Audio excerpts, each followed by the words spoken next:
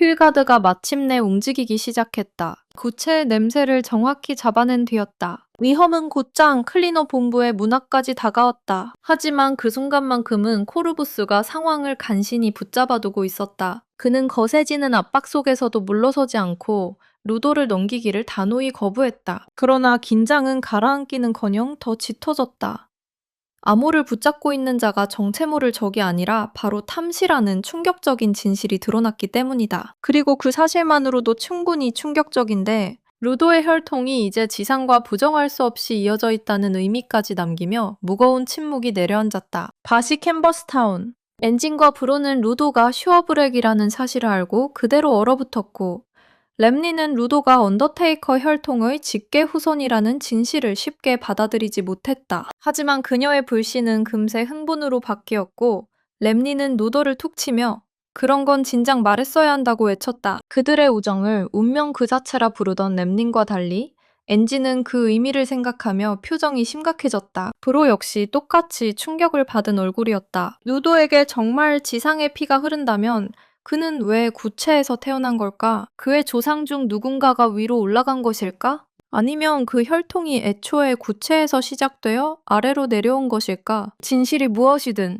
브로가 확신한 것은 하나였다. 이제 루도는 구체와 지상을 잇는 결정적인 연결고리라는 사실이었다. 엔진도 동의했다. 루도의 가게 어딘가에는 두 세계를 자유롭게 오갈 수 있었던 누군가가 반드시 존재해야 했다. 그들의 말은 루도를 깊은 생각 속으로 끌어당겼고 제로의 목소리가 그의 기억 속에서 울려 퍼졌다. 워치맨 시리즈에 대한 설명.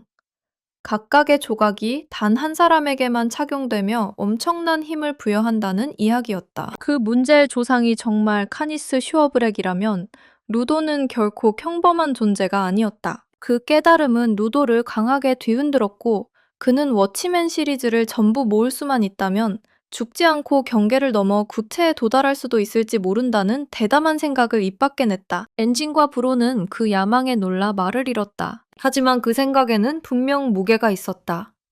워치맨 시리즈와 언더테이커의 유산을 추적한다면 경계를 넘는 중요한 열쇠가 드러날지도 몰랐다. 그때 엔진이 갑자기 암호의 이름을 꺼내자 루도는 움찔했다. 엔진은 그녀가 경계를 넘는 방법을 아는 사람과 접촉한 것으로 알려진 유일한 인물이라며 그녀를 찾는 일이 반드시 필요하다고 설명했다. 루도는 곧바로 반발하며 암호가 자신들이 정보를 얻기 위해서만 그녀를 신경 쓴다고 생각하게 만들고 싶지 않다고 말했다. 엔진은 그 마음을 진심으로 인정하고 사과하며 루도의 머리를 쓰다듬고 자신이 그런 식으로 말하면 안 됐다고 인정했다.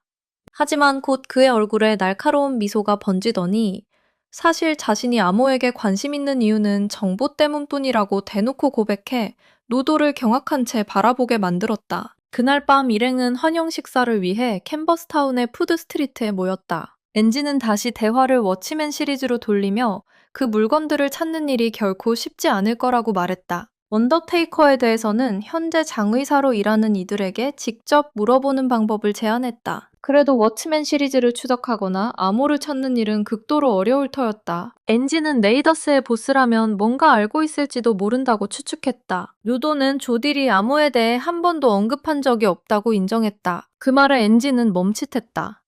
조딜이 그녀를 몰랐다면 그는 대체 어떻게 그 신발을 손에 넣은 걸까? 그 질문에 갑작스러운 목소리가 답했다. 엔진이 목소리의 주인을 향해 돌아섰었을 때 워치맨 시리즈의 신발을 가져간 것은 제버였다고 그 목소리가 말했다. 순간 그의 피가 차갑게 식었다. 그곳에는 레이더스의 푸가 서 있었다. 일행 사이로 공포가 번졌고 모두가 자리에서 벌떡 일어섰다. 엔진은 우산을 앞으로 겨누며 푸가 어떻게 이 마을에 들어왔는지 따져 물었다. 푸는 즉시 두 손을 들고 얼굴에 식은땀을 흘리며 계속 고개를 숙이고는 해칠 생각이 전혀 없다고 주장했다. 엔진이 답을 몰아붙이자 램린이 입을 열어 아기를 가진 사람은 누구도 캔버스타운에 들어올 수 없다는 사실을 모두에게 상기시켰다. 첫 번째 주문, 술사의 예술이 지닌 보호의 힘 덕분이었다. 그 말에 엔진은 잠시 멈췄고 푸는 자신이 진실을 말하고 있음을 증명하려는 듯 필사적으로 계속 고개를 숙였다. 잠깐의 침묵 뒤 엔진은 푸가 정말 아기를 품고 있지 않다면 대체 여기서 무엇을 하고 있는지 물었다. 푸는 잠시 눈에 띄게 안도하더니 곧 다시 깊이 고개를 숙이며 엔진에게 자신을 부하로 삼아달라고 애원했다. 클리너는 망설임도 없이 그 제안을 거절했다. 푸는 충격에 말을 더듬었고 그런 완전한 거절은 전혀 예상하지 못한 듯했다. 그는 자신이 예전에 레이더였기 때문에 믿을 수 없는 거냐고 중얼거렸다. 그러고는 이미 그만뒀다고 몇 번이고 주장하며 제발 받아달라고 계속 애원했다. 엔지는 그 애원을 완전히 무시하고 대신 푸가 조금 전 제버에 대해 언급했던 말로 되돌아가 제버가 워치맨 시리즈의 신발을 어디서 얻었는지 직접 물었다. 푸는 잠시 멈춰 기억을 더듬다가 제버가 그 부츠를 들고 있는 모습을 본 적이 있다고 떠올렸다. 그 정신나간 미치광이는 훔칠 상대가 없는 상황이 정말 싫다고 불평하고 있었다. 그는 진짜 워치맨 시리즈의 기버와 맞붙기를 기대했었다며 한탄했고 그 말을 들은 엔진과 루도는 상황을 맞춰보기 시작했다. 아모는 레이더스가 도착하기 직전에 사라졌을 가능성이 있었다. 그 깨달음은 문제를 더욱 깊게 만들었고 루도는 이제 그녀를 어떻게 찾아야 하냐며 한숨을 쉬었다. 그는 아모의 초커를 통해서라도 연락할 수 있다면 단서가 될지도 모른다고 중얼거렸다. 그러자 푸가 조심스럽게 덧붙였다. 조딜에게서 우연히 들은 말인데 그 초커들은 워치맨 시리즈의 조각을 가진 기버가 만들어낸 것일지도 모른다고 했다. 그 사람을 찾을 수 있다면 푸의 말대로 아모의 행방도 추적할 수 있을지 몰랐다. 그 폭로에 루도는 움찔했고 엔지는 의심스럽게 눈살을 찌푸리며 그런 정보를 아무렇지 않게 흘리는 놈은 거짓말장이거나 믿을 수 없을 만큼 멍청한 놈이라고 말했다. 푸는 즉시 그 비난을 부정하며 자신이 말한 모든 것이 진실이라고 주장했다. 그는 또 하나의 중요한 사실을 덧붙였다.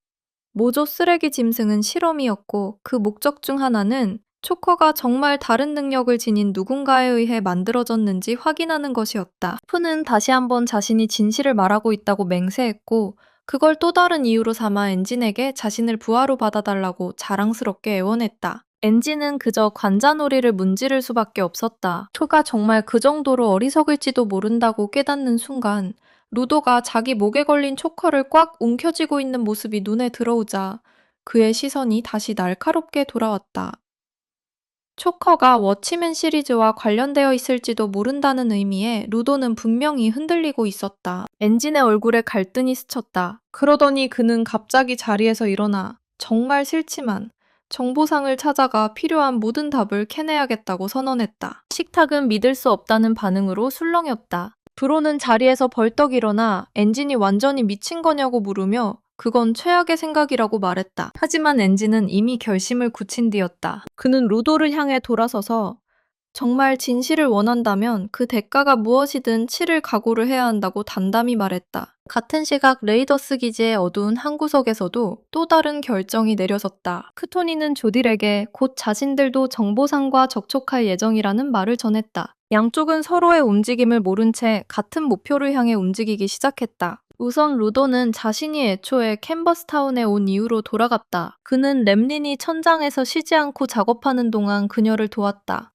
그녀는 완전한 집중과 정성으로 페인트 롤러를 굴리고 있었다. 루도는 사다리를 몇 번이고 오르내리며 페인트가 떨어질 때마다 새 양동이를 건네주었고 근처에서는 기타와 디어도일에 완전히 몰두한 채 도왔다. 터널 밖에는 마을 사람들이 그 순간을 보기 위해 몰려오며 점점 군중이 모이기 시작했다. 램린이 마지막 디테일을 더하고 조심스럽게 마스킹 테이프를 떼어내자 분위기는 긴장감으로 가득 찼다. 마지막 조각이 떨어지고 완성된 벽화가 드러난 순간 모두가 충격에 빠진 듯 침묵했다. 루도는 입을 살짝 벌린 채 그대로 얼어붙었다. 시장은 눈물을 터뜨렸다. 박수가 터져나왔고 캔버스타운 전체가 함께 기뻐했다. 그것은 램린만의 승리가 아니었다. 모두의 승리였다. 그리고 루도는 그녀가 새로운 주문술사로 공식 인정받는 모습을 보며 감탄한 채 시선을 떼지 못했다. 그녀의 걸작은 이제 유산의 벽화에 새겨졌다. 사람들이 계속 감탄하는 동안 루도는 조용히 한쪽으로 물러나 뒷정리를 시작했다.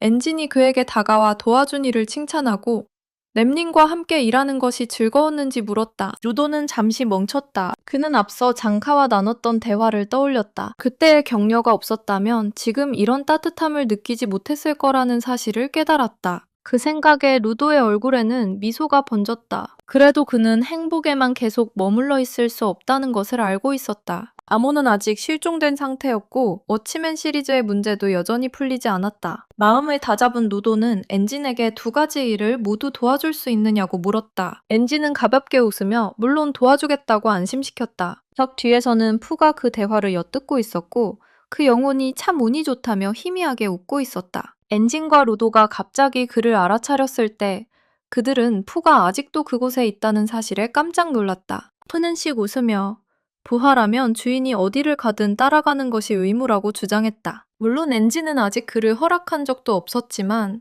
잠시 뒤 엔진은 푸에게 정말 클리너에 들어오고 싶은 거냐고 물었다. 푸는 신나게 고개를 끄덕였다. 그러자 엔진은 팀의 일원이 되고 싶다면 먼저 그들의 신뢰를 얻어야 한다고 말했다. 그 조건을 들은 푸는 눈만 깜박이며 정확히 무엇을 해야 하는지 몰라 혼란스러워했다. 한편 클리너 기지에서는 코르구스가 장카의 상태를 확인하기 위해 의무실을 찾았다. 그때 아이시아는 조심스럽게 그의 상처를 다시 붕대로 감고 있었다. 코르구스가 몸 상태가 어떠냐고 단도직입적으로 묻자 장카는 아이시아의 치료 덕분에 이제 다시 움직일 수 있다고 답했다. 망설이고 수줍어하며 아이시아는 항생제를 투여했고 장카의 모든 증상이 안정되었다고 설명했다. 그런데도 그녀는 자신의 능력을 한탄하며 사과했다. 자신이 부족하지 않았다면 장카가 훨씬 더 빨리 회복했을 거라고 말했다. 그 말에 장카는 충격을 받았다.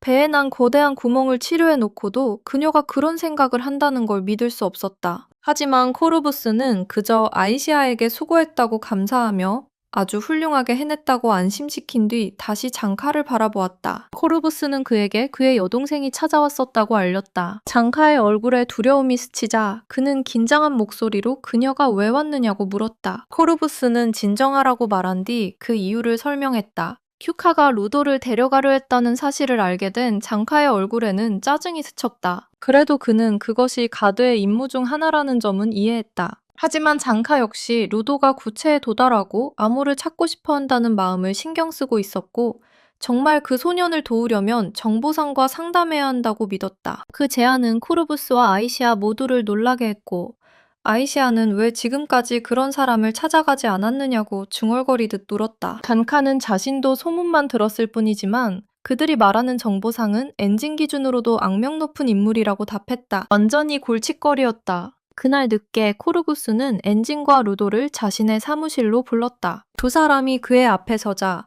코르구스는 그 정보상의 이름이 쿠로라고 밝혔다. 그는 지상에서 돈으로 살 수 있는 정보라면 가장 방대한 양을 쥐고 있는 남자였다. 하지만 코르부스는 사람들이 그를 피하는 데에는 이유가 있다고 경고했다. 정보의 대가는 결코 단순하지 않았다. 루도가 그 대가가 돈이냐고 묻자 코르구스는 항상 그런 것은 아니라고 설명했다. 대가는 사람마다 달랐다. 때로는 사소하고 때로는 목숨을 앗아갈 만큼 치명적이었다. 위험성을 강조하며 코르부스는 루도에게 질문을 단 하나로 제한하라고 지시했다. 더 많은 것을 묻는 순간 대가가 따를 수 있었다. 심지어 그의 동료 클링어들까지 그 대가를 치르게 될지도 몰랐다. 그 경고의 무게가 루도의 마음을 무겁게 짓눌렀고 긴 침묵 끝에 그는 마침내 결정을 내렸다. 하지만 그가 입을 열기도 전에 장면은 파이프 통로가 복잡하게 얽힌 어느 벽으로 바뀌었다. 그 파이프 중 하나 안에는 헤드폰을 낀 소녀가 앉아 있었다. 그녀는 뒤에서 움직임을 감지하고 이제야 도착하다니 꽤 오래 걸렸다고 말했다. 레이더스가 어둠 속에서 모습을 드러냈다. 제버는 늦어서 미안하다며 그녀를 무모하라고 불렀고 조딜은 아직 정보상까지 한참 남았으니 이동수단이 필요하다고 말했다. 모모아는 근처에 차량을 발견하고 이제 준비는 끝났다며 다시 루도 쪽으로 장면이 넘어갔다. 그의 결정은 분명했다. 초커를 만든 사람을 찾을 수 있다면 아무도 찾을 수 있을지 몰랐다. 그것이 정보상에게 던질 그의 단 하나의 질문이었다. 초커를 만든 사람이 어디에 있는지. 그것은 조딜이 쫓고 있는 답이기도 했다. 다음 날 아침 엔진과 루도는 떠날 준비를 했다. 엘리베이터 근처. 그들은 탐시와 마주쳤고 그는 어디로 가는지 물었다. 엔진은 워치맨 시리즈와 암호에 대한 단서를 찾기 위해 정보상을 만나러 간다고 설명했다. 그는 며칠 동안 자리를 비울 거라며 그동안 탐시에게 일을 대신 맡아달라고 부탁했다. 탐시는 흔쾌히 동의하며 행운을 빌었고 특히 루도가 친구를 찾기를 바랐다. 그날 늦게 탐시는 롤러스케이트를 타고 본부를 떠나 마을을 질주했고 무너져가는 건물들에 둘러싸인 오래된 스포츠 경기장 같은 폐건물에 도착했다. 안으로 들어간 그는 아래층으로 내려가 간방들이 줄지어 있는 던전 같은 구역으로 들어섰다. 그는 그중 하나 앞에서 멈춰서더니 철창 너머의 인물에게 말을 걸기 위해 몸을 낮췄다. 그곳에 있는 사람은 암호였다. 그녀는 왜 자신을 가둔 건지, 대체 무엇을 원하는 건지 따져 물었다. 탐시는 그저 상황을 지켜보고 있을 뿐이라며 그녀가 조금만 더 그곳에 있어야 한다고 담담히 인정했다. 한편 지상의 광활한 황야에서는 그리스가 운전대를 잡은 차량을 타고 클리너들이 이동하고 있었고, 정확한 길 안내를 진 엔진은 계속 운전하라고 말했다. 하지만 그리스의 시선은 뒷좌석으로 향했다. 그곳에는 푸가 신난 아이처럼 앉아 있었고, 그는 목소리를 낮췄다. 그는 엔진에게 전직 레이더를 데려가는 것이 정말 현명한 일이냐고 물었다. 엔진은 걱정할 필요 없다고 안심시키며 이미 푸의 초커를 압수해 그 아이가 자신들의 위치를 알릴 수 없게 했고, 리오도 수상한 짓을 하는지 감시하고 있다고 설명했다. 얼마 지나지 않아 그들은 목적지에 도착했다. 차량은 지붕 위에 깃발이 펄럭이는 건물 옆에 멈췄다. 엔진은 일행을 밖으로 이끌고 위층으로 안내하며 루도가 옥상문에 도착해 문을 열면 정보상이 그곳에 있을 거라고 말했다. 그들을 맞이한 것은 저 멀리 끝에 놓인 소파와 그 위에 앉아있는 한 남자였다. 심장이 세차게 뛰는 가운데 루도가 앞으로 나서자 남자는 자리에서 일어나 그들을 환영하며 기다리고 있었다고 말했다. 루도와 리오는 충격으로 얼어붙었고 루도는 더듬거리며 그 남자가 정말 쿠로냐고 물었다.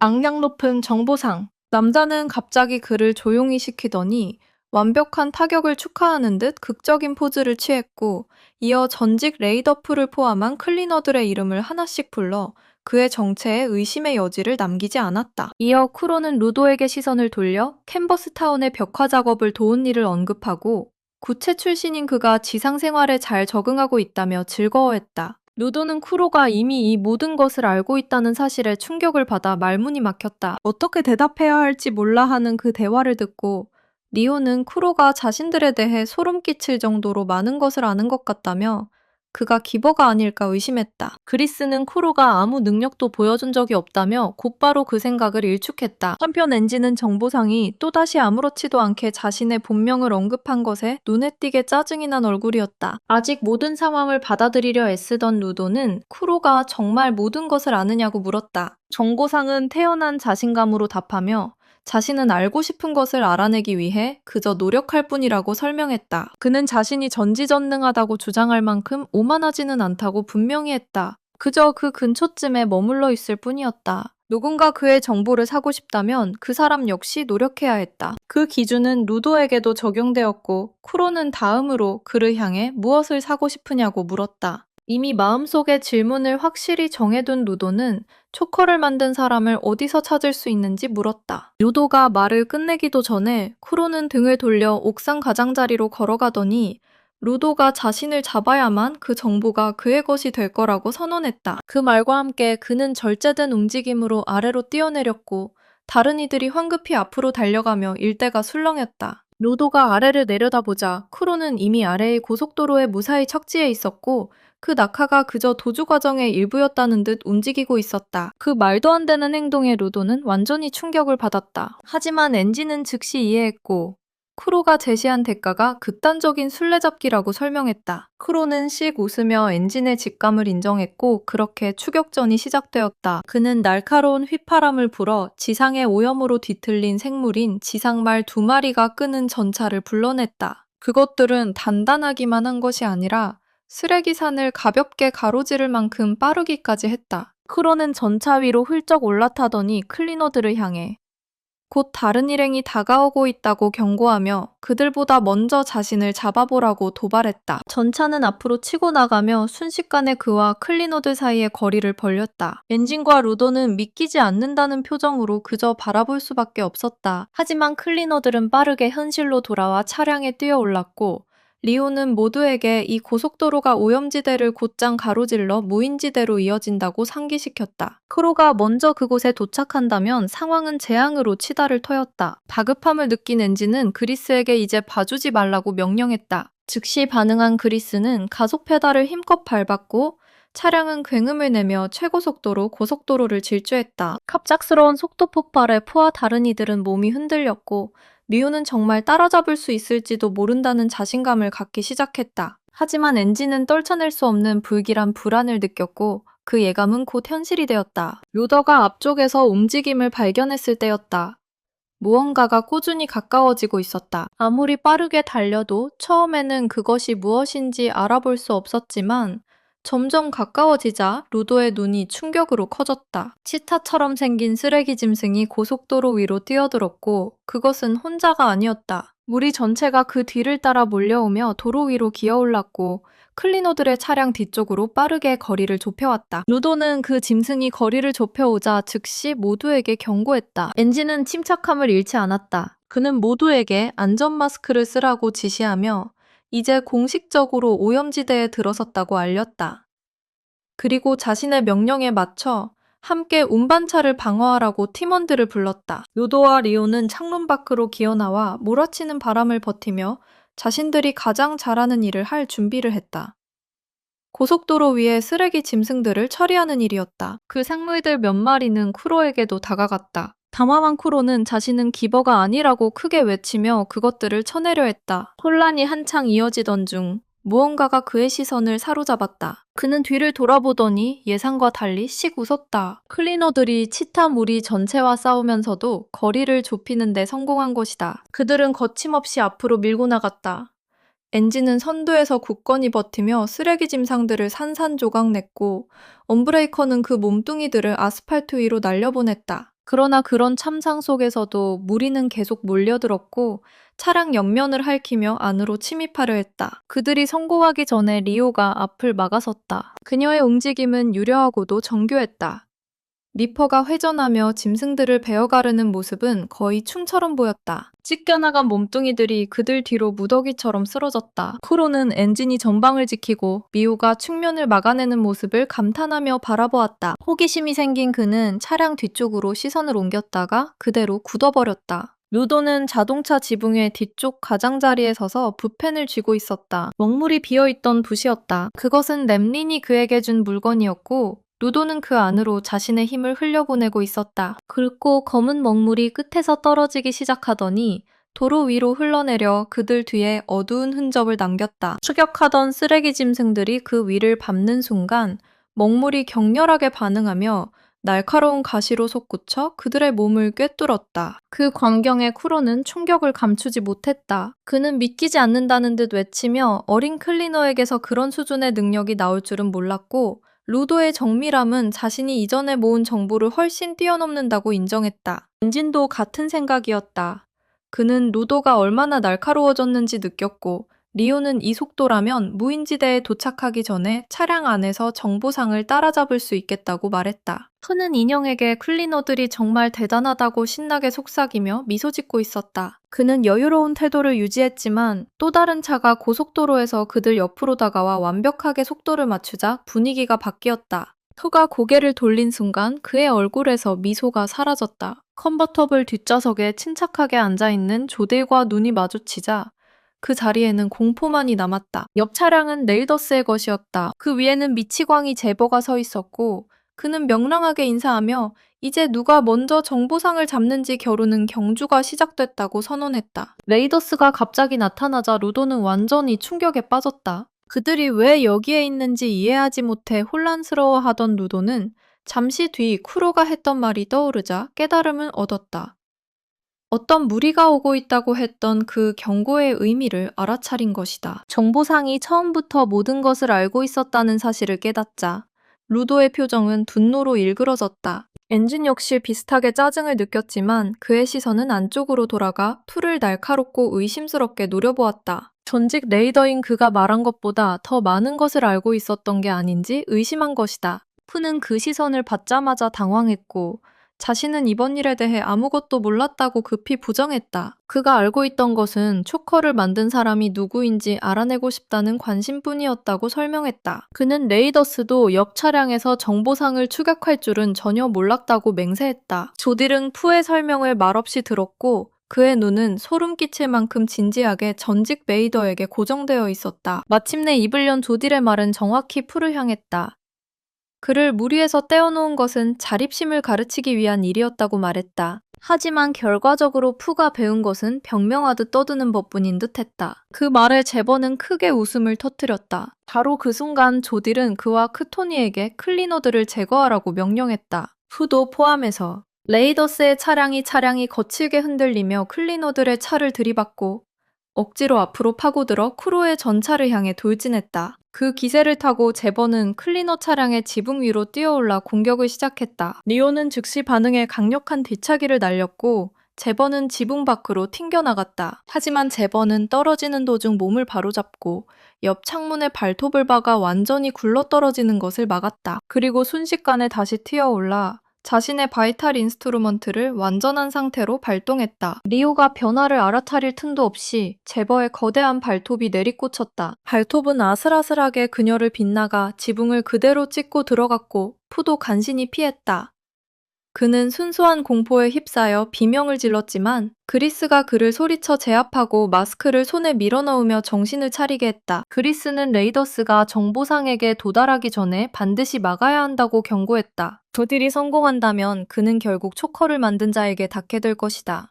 그 능력은 또다시 거대한 쓰레기 짐승을 만들어내는데 악용될 수 있는 기버의 힘이었다. 그런 위험은 절대 감수할 수 없었기에 그리스는 모두에게 단단히 버티라고 명령했다. 하지만 푸가 갑자기 끼어들며 그들은 레이더스를 절대 막을 수 없다고 선언했다. 그 말에 그리스와 폴로는 충격을 받았고 푸는 곧바로 이유를 밝혔다. 레이더스 차량의 운전자가 바로 모모아였기 때문이다. 그는 그녀의 능력을 음산하게 설명했다.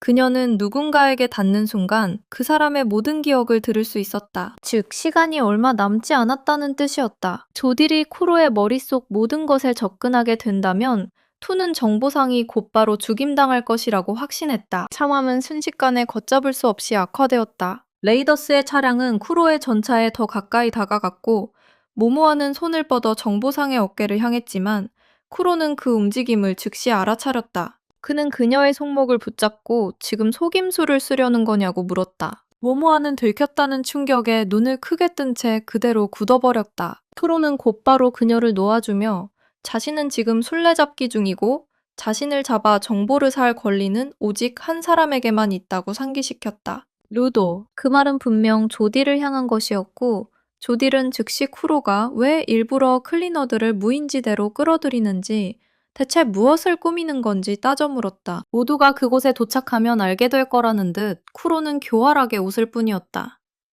그는 캐묻는 건 예의가 아니라며 조딜도 이미 알고 있는 무언가가 그들 사이에 있음을 암시했다. 다시 클리너 차량 위에서는 제버와 리오의 충돌이 더욱 격렬해지고 있었다. 리오가 리퍼로 날카로운 발차기를 날렸지만 제버는 말도 안 되게 몸을 뒤로 꺾어 가까스로 공격을 피했다. 그의 유연성은 비정상적이었다. 그는 무릎을 꿇은 자세에서 몸을 비틀어 그녀의 뒤로 미끄러지듯 이동한 뒤 회전하는 발톱 배기를 날렸다. 리오는 자신의 바이탈 인스트루먼트로 가볍게 막아낸 뒤 곧바로 리퍼를 펼쳐 제버의 발톱을 강제로 벌려버렸다. 제버는 망설이지 않았다. 그는 즉시 자세를 고쳐 다시 돌진했다. 리오는 정면으로 맞섰고 두 사람의 공격이 부딪히는 순간 그들은 충돌하는 팽이처럼 지붕 위를 거칠게 회전하며 공중에 원형의 궤적을 새겼다. 그 광경을 보닛 위에서 지켜보던 엔진은 움직이는 차량 위에서 괴물 둘이 빙글빙글 도는 것 같다고 비꼬듯 중얼거렸다. 하지만 그의 시선은 곧 다른 곳으로 튕겨나갔고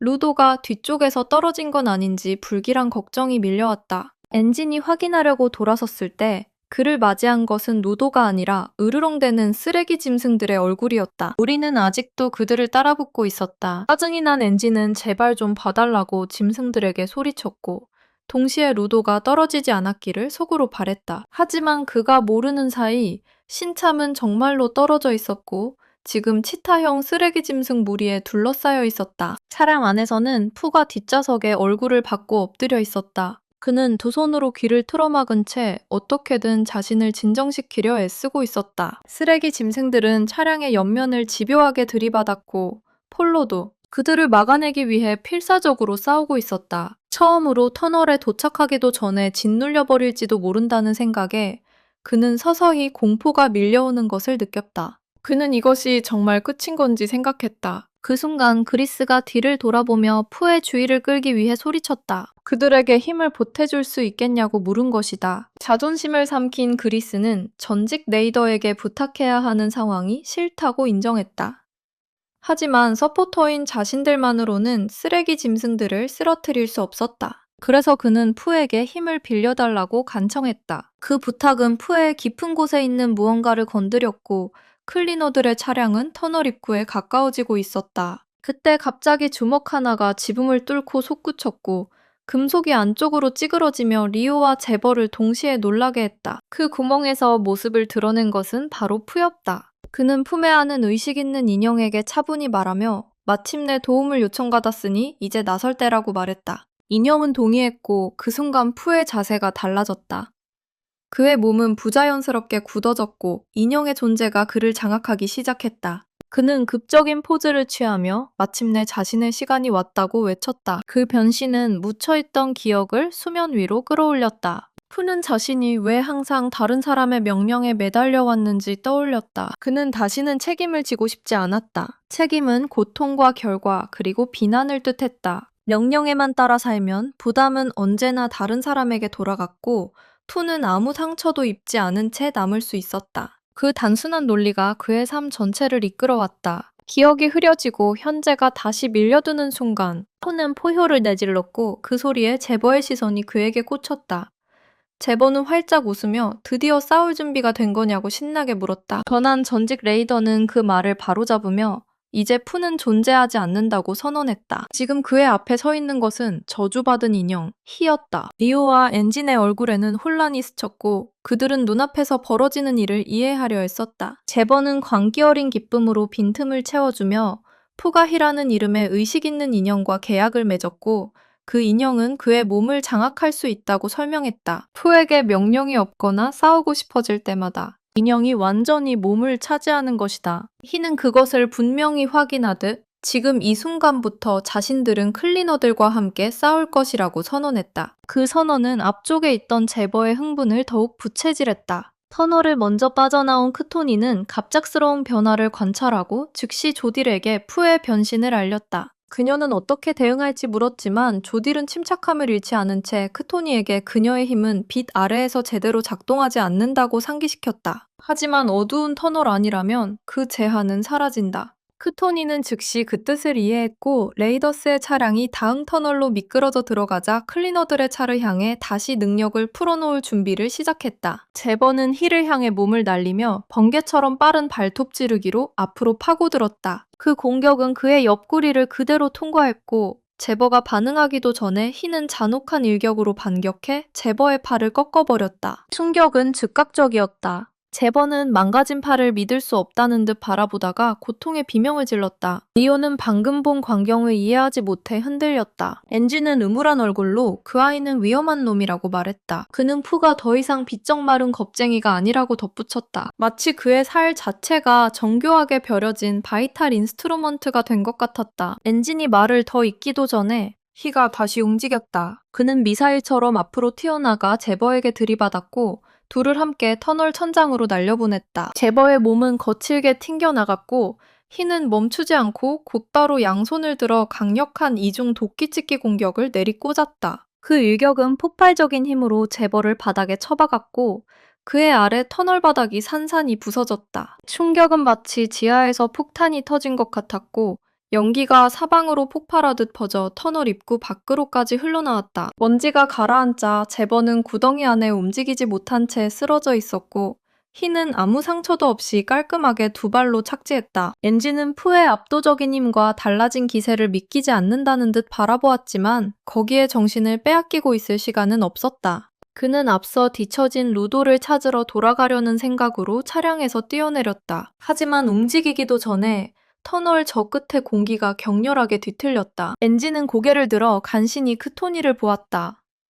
그녀는 공간 자체를 조종하며 터널의 출구를 봉쇄하고 클리너들의 길을 끊어버리고 있었다. 한편 터널망의 다른 곳에서는 조딜과 쿠로를 태운 차량들이 아무 방해도 받지 않고 계속 앞으로 나아가고 있었다. 이를 눈치챈 쿠로의 얼굴에 불안감이 스며들었다. 그는 레이더스가 자신의 목적지에 관심을 갖기 시작했다고 의심했다. 반응을 끌어내려는 듯 그는 조딜에게 부하들에게 모든 일을 맡길 생각이냐고 물었다. 조딜은 아무 대답도 하지 않았다. 그래도 크로는 물러서지 않고 자신이 크토니와 그녀의 바이탈 인스트루먼트에 대해 전부 알고 있다고 말했다. 흰색 기반의 공간 제어와 연결된 맨홀 뚜껑. 그는 그녀의 능력이 밝은 곳에서는 제한되지만 어둠 속에서는 완전한 힘을 발휘할 수 있다고 설명했다. 그 점을 생각한 쿠로는 조딜이 크토니를 클리너들과 푸 쪽으로만 보내고 자신은 직접 나설 필요를 없애려는 것 아니냐고 추측했다. 자신의 결론을 확신한 쿠로는 그게 정말 계획이냐고 물었지만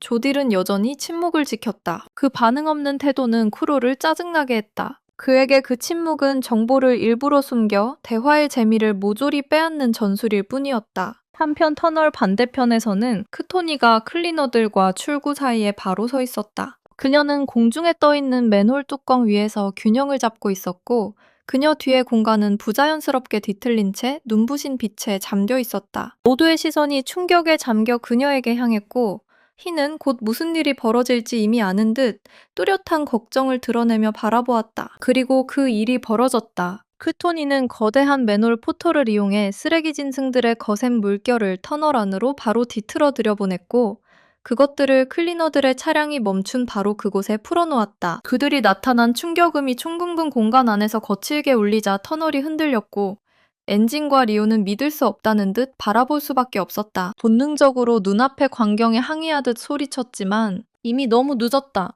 짐승들은 멈추지 않고 계속 쏟아져 들어와 터널을 가득 메우며 클리너들과 풀을 가리지 않고 덮쳐들었다. 제버조차 자신까지 표적이 된 것을 보고 당황했지만 크토니는 그의 놀람을 차갑게 무시하며 알아서 처리하라고 말했다. 그녀의 우선순위는 푸가 배신의 대가를 치르게 만드는 것이었다. 레이더스가 날카로운 말을 주고받는 사이 위쪽에서 혼돈이 터져나왔다. 아무런 예고도 없이 루도가 쓰레기 짐승 위에 올라탄 채 맨홀 밖으로 튀어나왔다. 그의 등장은 너무 갑작스럽고 무모해서 그 자리에 있던 모두를 얼어붙게 만들었고 크토니조차 너무 늦게 알아차린 뒤 구체 출신을 인식하며 표정이 충격으로 굳어졌다. 갑작스러운 등장. 놀람은 곧 분노로 바뀌었다. 그녀는 루도의 특성이 얼마나 골치 아픈지 너무나 잘 알고 있었고 그가 더 큰 방해를 하기 전에 차라리 터널 전체를 부셔버리기로 결심했다. 클리너들이 아직 안에 있는 채로 그 결정을 실행하자 머리 위로 거대한 콘크리트 덩어리가 소환되었지만 루도는 조금도 움찔하지 않았다. 그는 랜린이 준 낡은 붓펜을 꺼냈다. 몸을 낮춘 그는 곧장 바닥 위에 그림을 그리기 시작했다. 그는 다급함이 자신을 핥히는 것을 느꼈고 망설일 시간이 없다는 것을 알았다. 이번에는 가시로는 안 됐다. 누구도 죽이지 않을 무언가가 필요했다. 그의 생각은 빠르게 달렸고 램린의 방식에 닿았다. 형태를 상상하는 것. 생각에 형체를 부여하고 완전히 집중하는 것. 루도는 머릿속에 떠오른 이미지에 모든 것을 걸었고 다음 순간 그 결과가 터져나왔다. 램린을 닮은 거대한 먹물 형상이 터널을 찢고 솟구쳤고 그 등장은 구조물 자체를 산산조각냈다. 터널이 폭발하듯 무너지자 클리너들은 비명을 질렀고 충격파는 그들과 차량을 무너지는 통로 밖으로 거칠게 날려보냈다. 그 힘은 그들을 다리 너머까지 밀어붙였고 반대편을 향해 추락하게 만들었다. 폴로는 충격에 휩싸여 저 거대하고 물컹한 거인이 대체 어디서 튀어나온 거냐고 외쳤다. 아직 공중에 떠있던 루도는 숨을 몰아쉬며 자신이 망쳤다고 인정했다. 그는 누구도 죽일 수 없는 것을 상상하려 했고 그래서 그것이 그렇게 부드럽고 미완성처럼 나와버린 것이었다. 그가 향정 중인 모습을 떠올렸기 때문에 먹물은 단단하게 굳지 않았다. 하지만 그걸 곱씹고 있을 시간은 없었다. 그들의 차량은 너무 멀리, 지나치게 멀리 날아갔고 폴로는 공포에 빠지기 시작했다. 눈물이 차오르며 그는 이제 정말 추락할 거라고 확신했다. 곧 차량은 충돌과 함께 폭발했지만 엔진이 간발의 차로 움직였다. 최악의 일이 벌어지기 전에 모두를 끌어낸 것이다. 잠시 뒤 그들은 다리 위에 무사히 착지했다. 엔진은 멀리 피어오르는 연기를 돌아보고 차량을 잃은 것에 한숨을 쉬었다. 루도 역시 손에 꼭 쥐고 있던 붓펜이 부서져 흩어지는 것을 내려다보며 조용한 아쉬움에 잠겼다. 그는 램린에게 말없이 감사 인사를 중얼거렸고 모두가 함께 몸을 일으켰다. 클리너들은 눈앞에 펼쳐진 광경을 바라보았다. 그들 앞에는 거대한 정글의 입구가 뻗어 있었다. 엔지는 머리를 극적이며 또다시 이런 엉망진창인 곳에 오게 되지 않기를 정말 바랐다고 중얼거렸다. 하지만 그들은 이미 정글의 가장자리에 서 있었다. 무인지대. 로도는 그 이름을 듣고 얼어붙었고 믿기지 않는다는 감정이 밀려왔다. 그러자 엔지는 그가 지상으로 떨어진 직후 처음 마주했던 무인지대를 떠올리게 했다. 불안해진 루도는 이곳이 오직 소리에만 반응하던 눈 없는 쓰레기 짐승이 있던 곳이냐고 물었다. 엔지는 그렇다고 확인해주며 이 지역 역시 그런 생물 하나가 지배하고 있고 아주 작은 소리나 움직임에도 반응한 뒤 움직인다고 덧붙였다. 엔지는 이번 일이 잠입작전이 될 것이라고 강조했다. 그들의 유일한 목표는 쿠로를 붙잡는 것, 그뿐이었다. 그렇게 클리너들은 정글 안으로 숨어들어 빽빽한 숲풀 사이를 천천히 신중하게 움직였다. 모든 발걸음은 조심스러웠다. 모든 숨결까지 통제되었고 그들 모두는 단 한 번의 소리만으로도 토리의 왕의 주의를 끌 수 있다는 사실을 뼈저리게 의식하며 더 깊이 나아갔다. 꽤 멀리 들어왔는데도 루도는 그 성뜩한 침묵을 떨쳐낼 수 없었다. 쓰레기 짐승의 흔적은 전혀 보이지 않았다. 그때 갑자기 엔진이 손을 들어 조용히 하라는 신호를 보내고 앞쪽을 가리켰다. 심장이 세차게 뛰는 가운데 루도는 그의 옆으로 조심스럽게 다가가 함께 숲을 너머를 엿보았고 마침내 그들이 찾던 남자를 발견했다. 정보상은 이상한 벽화가 새겨진 돌기둥 앞에 태연히 앉아 있었고 마치 기다리고 있기라도 한 듯 완전히 움직이지 않았다. 루도는 이 모든 일을 겪고도 믿기지 않는 충격을 느꼈다. 그가 쫓아온 남자가 바로 그곳에 있었다. 본능적으로 그는 앞으로 움직였다. 쿠로를 붙잡고 마침내 답을 얻으려던 순간 엔진이 즉시 그를 붙잡아 뒤로 끌어당겼다. 그는 뭔가 이상하다고 지적했다. 조딜과 다른 레이더스는 어디에도 보이지 않았다. 분명 그들의 차량은 근처에 주차되어 있었는데도 말이다. 그 부재는 의도적인 것처럼 느껴졌다. 엔진은 로도에게 경계를 늦추지 말라고 경고했다. 이것은 함정 냄새가 짙었다. 그의 직감은 울었다. 높은 곳. 나무 가지 사이에 조딜이 완전히 움직임을 죽인 채 숨어 있었고 그의 손가락은 작은 돌멩이를 정교하게 제어하고 있었다. 그는 그것을 아래로 튕겼다. 돌멩이는 쿠로 뒤쪽 기둥의 뒷면을 때렸고 날카로운 소리가 정글 안에 울려 퍼졌다. 그 즉시 땅이 반응했다. 토로 근처의 흙 속에서 거대한 쓰레기 짐승의 손이 거칠게 솟구쳐 올랐다. 갑작스러운 기습에 클리너들은 충격에 빠졌고 엔진은 진실을 깨닫고 믿을 수 없다는 듯 바라보았다. 조딜은 처음부터 이 모든 것을 계획하고 있었다. 클리너들을 미끼로 쓰며 정글의 왕을 몰래 지나치려 한 것이다. 잠시 후 쓰레기 짐승의 완전한 모습이 마침내 어둠 속에서 드러났고 정글 전체를 울리는 깊고 묵직한 신음소리를 토해냈다.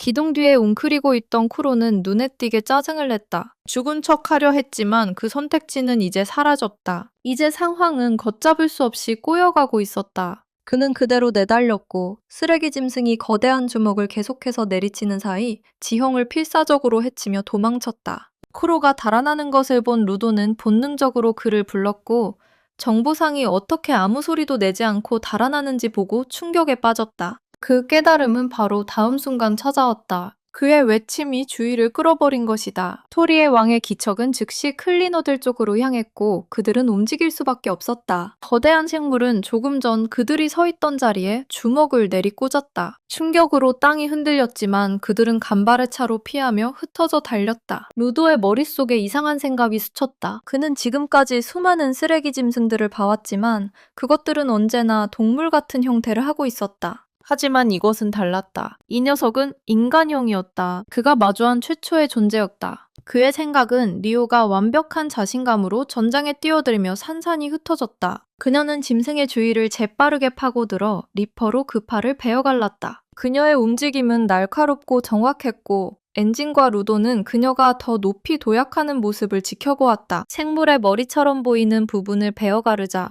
토리의 왕은 묵직한 소리와 함께 땅에 쓰러졌고 리오는 가볍게 착지한 뒤 전투가 이미 끝난 것처럼 엄지를 치켜세웠다. 하지만 안도감은 단 1초도 가지 않았다. 엔진의 목소리가 그 순간을 가르며 리오에게 당장 숨으라고 외쳤다. 그의 목소리는 다급하게 날카로웠다. 그는 이 쓰레기 짐승은 다르다고 경고했다. 리오의 얼굴에 혼란이 스치자 엔진은 그녀가 머리라고 생각한 것이 사실은 머리가 아니었다고 설명했다. 그 생물은 애초에 머리라는 것을 가진 적이 없었다. 깨달음은 너무 늦게 찾아왔다. 쓰레기 짐승이 그녀의 뒤에서 다시 솟구쳐 올랐다. 잘려나간 부위는 이미 재생되고 있었고 덩굴 같은 촉수가 바깥으로 터져나와 리오의 몸을 단단히 휘감아 멀리서 그녀를 꼼짝 못하게 붙잡았다. 조딜은 침묵 속에서 그 광경을 지켜보며 정글 안에는 다른 쓰레기 짐사승이 돌아다니지 않는다는 사실을 떠올렸다. 무인지대. 그는 이 인간형 생물이 이 영역을 지배하는 것인지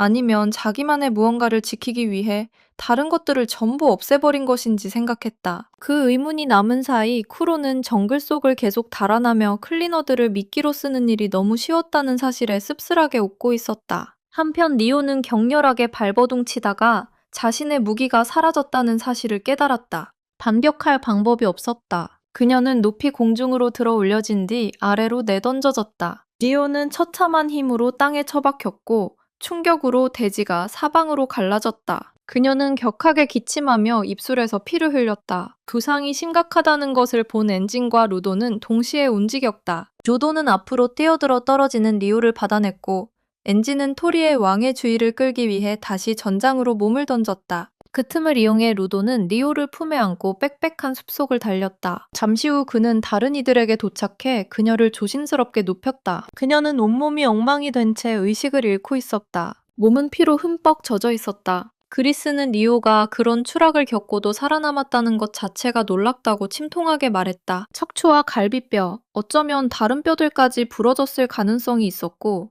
출혈은 내부 손상을 암시하고 있었다. 그녀에게는 당장 아이시아가 필요했다. 아직 충격에서 벗어나지 못한 루도는 그리스에게 리오를 무인지대 밖으로 데려갈 수 있느냐고 물었다. 그리스는 망설임 없이 동의했다. 리오는 힘겹게 몸을 움직이며 손을 들어 루도에게 자신을 탓하지 말라고 그의 잘못이 아니라고 말했지만 루도는 즉시 그녀의 말을 끊었다. 그는 분명히 자신의 잘못이라고 말했다. 하지만 이제 그의 목소리에는 뭔가 달라진 것이 있었다. 저리. 그는 더 이상 구석에 숨어있던 아이가 아니라고 말했다. 그는 그들을 무인지대로 끌어들이고 치명적인 술래잡기로 정보의 대가를 치르게 만들고 클리너들을 미끼로 이용한 남자가 자기 이익을 위해 그들을 짓밟는 것을 더는 지켜보고만 있지 않겠다고 했다. 루도는 이제 쿠로가 이 모든 일의 배후이며 리오에게 벌어진 일에도 책임이 있다는 것을 깨달았다. 그는 앞으로 나아가고 싶다면 쿠로가 클리너들을 더 이상 짓밟게 두지 않겠다고 선언했다. 이 일은 여기서 끝내야 했다. 침묵이 이어지다가 폴로가 그것을 깨트렸다. 루도의 눈에서 타오르는 결의를 본 그는 그리스에게 모자와 고글을 달라고 말했다. 놀란 그리스는 폴로가 남을 생각이냐고 물었다. 폴로는 자신이 얼마나 도움이 될지는 모르겠다고 인정했지만 그래도 시도해보고 싶다고 말했다. 결국 그는 서포터였고 그 역시 클리너의 일원이었으니까. 한편 토리의 왕은 엔진이 어디를 공격하든 집요하게 그를 계속 추격하고 있었다. 그 생물은 즉시 재생했다. 짜증날 정도였지만 한 가지 눈에 띄는 점이 있었다. 엔진이 거리를 벌릴 때마다 그 짐승은 직접 쫓아오지 않고 팔만 던져 공격했다. 그것은 자신의 핵심 위치에서 절대 움직이지 않았다. 그 생각이 엔진의 머리를 스친 바로 그 순간 팀원들이 그의 뒤에 도착해 움직일 준비를 마쳤다. 엔진이 그것을 제대로 받아들이기도 전에 루도가 끼어들어 연못 반대편에서 쓰레기 짐승의 주의를 계속 끌어달라고 재촉했다. 그 틈을 타 쿠로는 토리의 왕 뒤쪽 물속으로 슬그머니 들어갔다. 그는 연못 속을 천천히 움직이며 지금쯤 모두가 자신을 미워하고 있을 거라고 속으로 인정했다. 하지만 쿠로는 진실을 밝혀내기 위해서라면 필요한 일은 무엇이든 해야 한다고 스스로에게 말했다. 생물의 몸에 도달한 그는 자신이 찾고 있던 것을 손에 넣었다. 그것을 손에 쥔 채 쿠로는 몸을 돌려 물 밖으로 나오며 후퇴하기 시작했다. 그의 손에는 작은 보물상자가 단단히 쥐어져 있었다. 그는 다른 사람들이 조금만 더 어울려줘야겠다고 혼잣말을 중얼거렸다. 하지만 몸을 돌린 순간 그의 발걸음이 멈췄다.